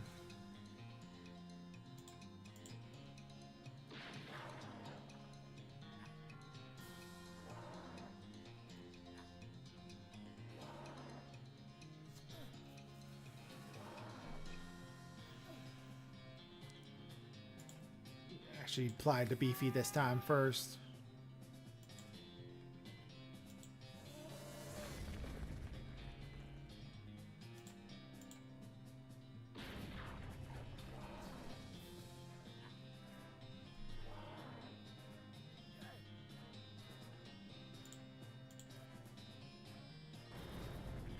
There we go. Susie has become stronger. We will do it one more time, and I think Susie should be pretty good caught up to us. Beefy first.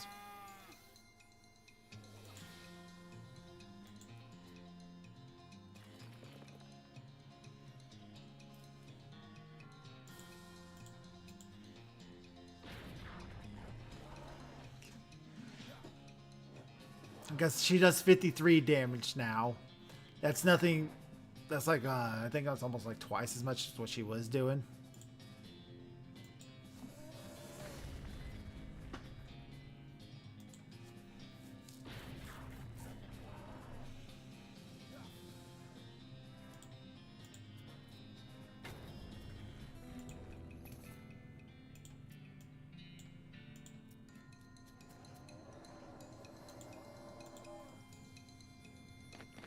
I forgot to do Beefy.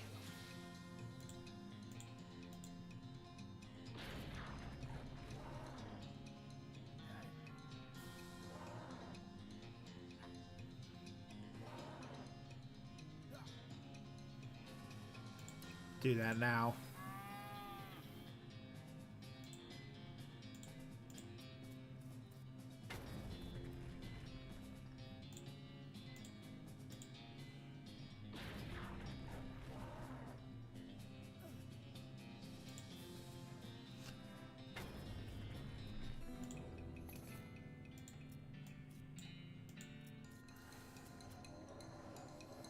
Beefy first.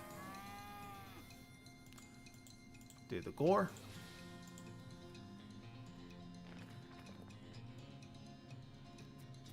Susie will shoot one.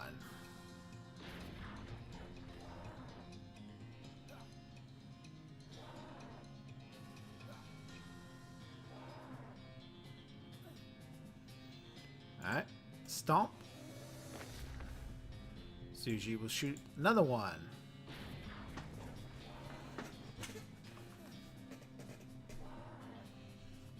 Might actually be better worth my time just to do gore twice in a row.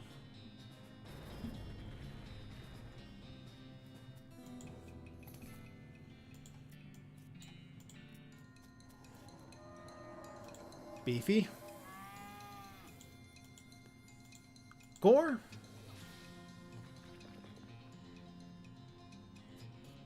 Shoot.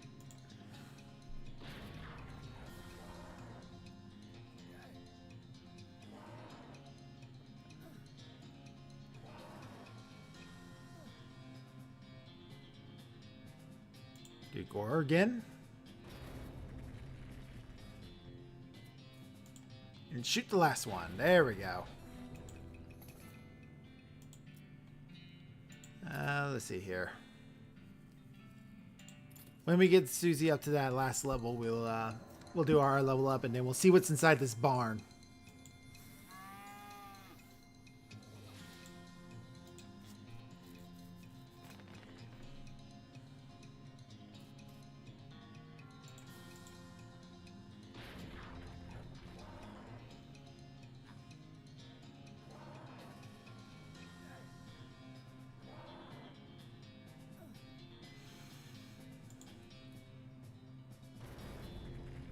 That gore is very useful.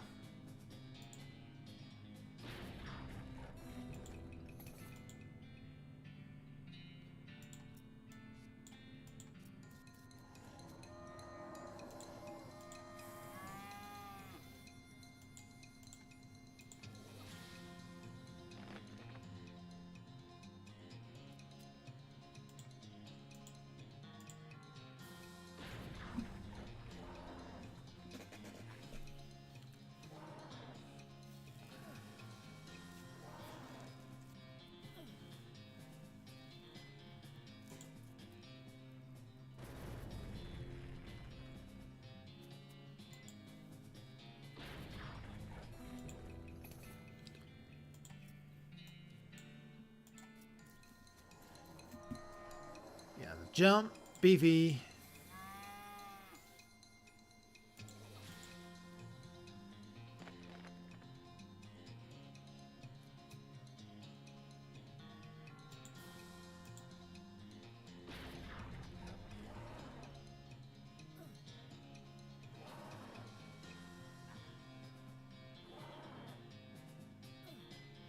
Take these three attacks.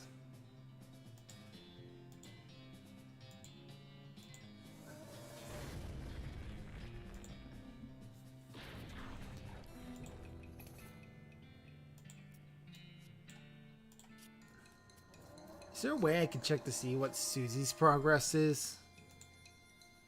Sure, there has to be.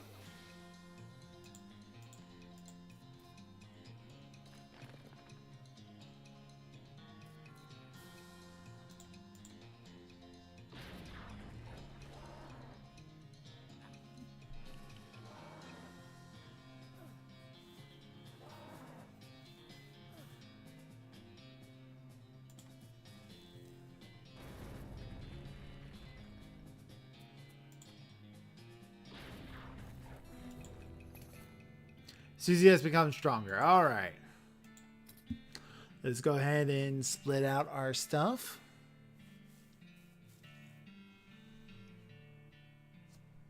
Let's see here. We got 866 points to spin.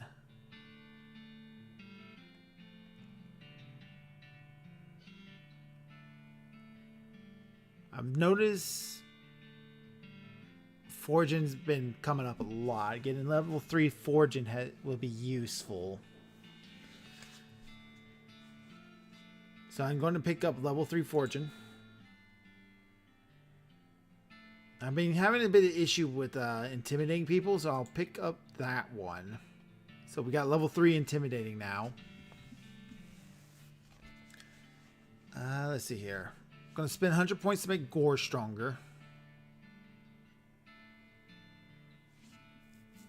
Spend 100 points to make Haymaker stronger.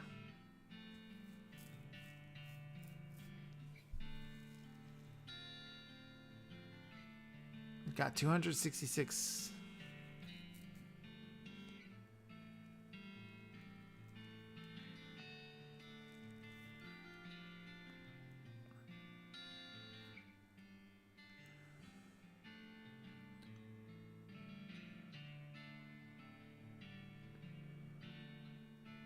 And we'll make Bull Stomp stronger as well. Why not? This is 100 left over. We'll up our tough customer too. Alright, let's see what's new.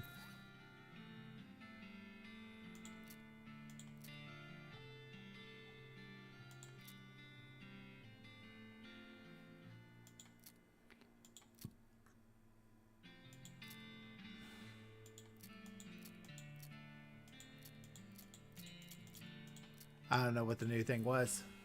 Lockpicking 3 is an example of something you're basically never going to get under auto spin. I'm probably going to want that soon in this last bit of the game. I want to ask a question because you seem like you know what you're doing, Lauren.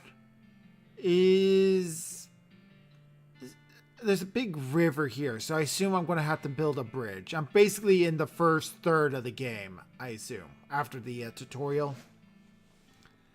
So this would be the next part of the game, and then this would be the last bit. Or something similar to that. I don't have any needles! Damn it!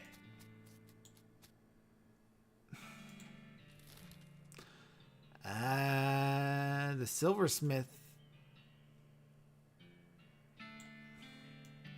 Silversmith's house I can get needles out of. I don't think I've been able to buy needles.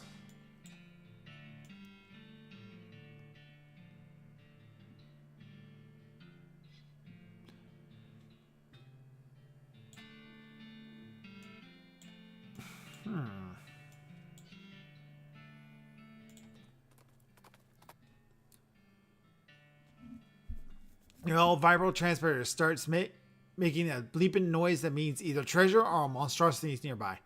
Turns out to be a monster. Nuts. Fortunately, it doesn't seem to have noticed you. Alright, let's see what these monsters look like, and then we'll call it. Is it supposed to look like a horse or a cow in a bit?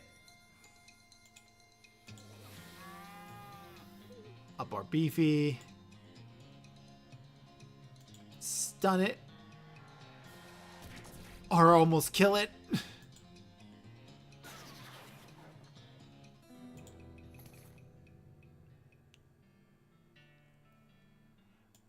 Didn't get to see what it did.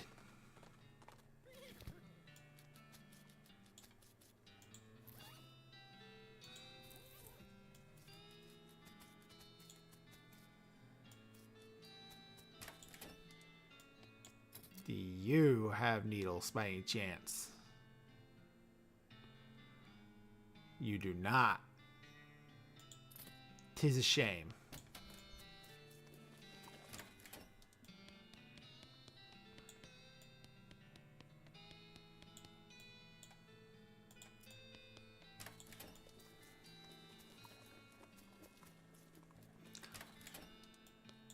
Odd dogs, he's got fine leather goods. Sharpen and stop. Ooh.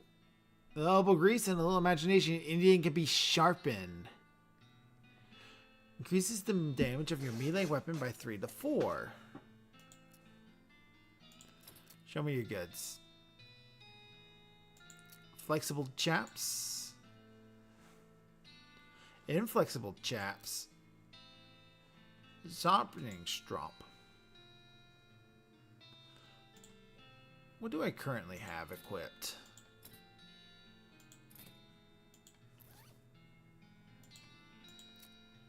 Plus 3 armor, minus 2 moxie.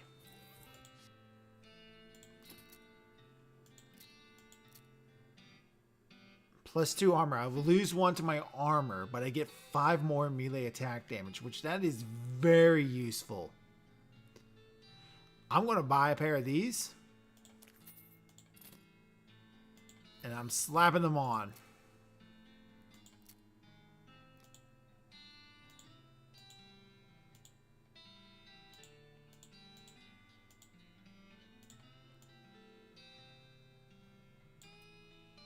And flexible chaps. I'm looking like a proper cowboy now.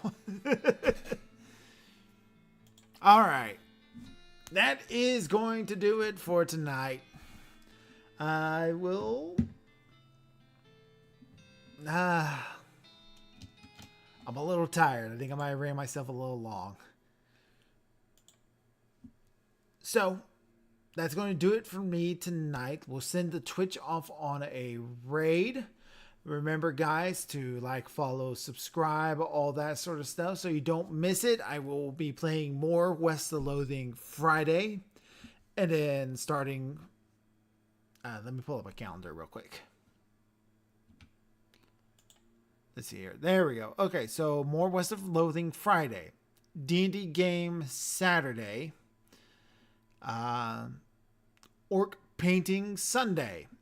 Starting Monday, we are doing Oregon Trail. So that's going to be fun to do that. And then we start the Halloween themed streams there.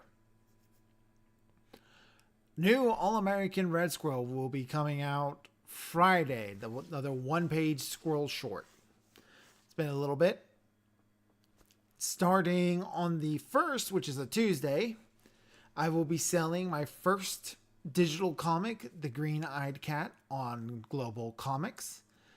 I will be releasing a code. Want to see what we're up to on a daily basis? Try following us on Blue Sky and Twitter, X. And make sure to like, follow, and subscribe on both Twitch and YouTube, and turn on notifications so you never miss a stream. Thank you for interrupting, Lori. I was in the middle of something.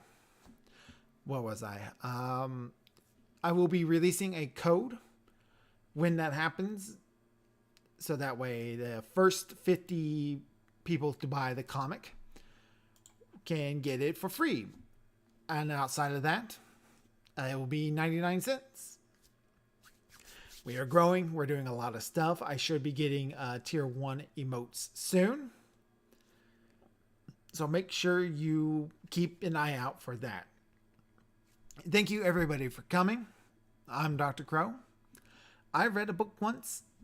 It's my goal to make you smile. We'll see you all Friday. Bye-bye.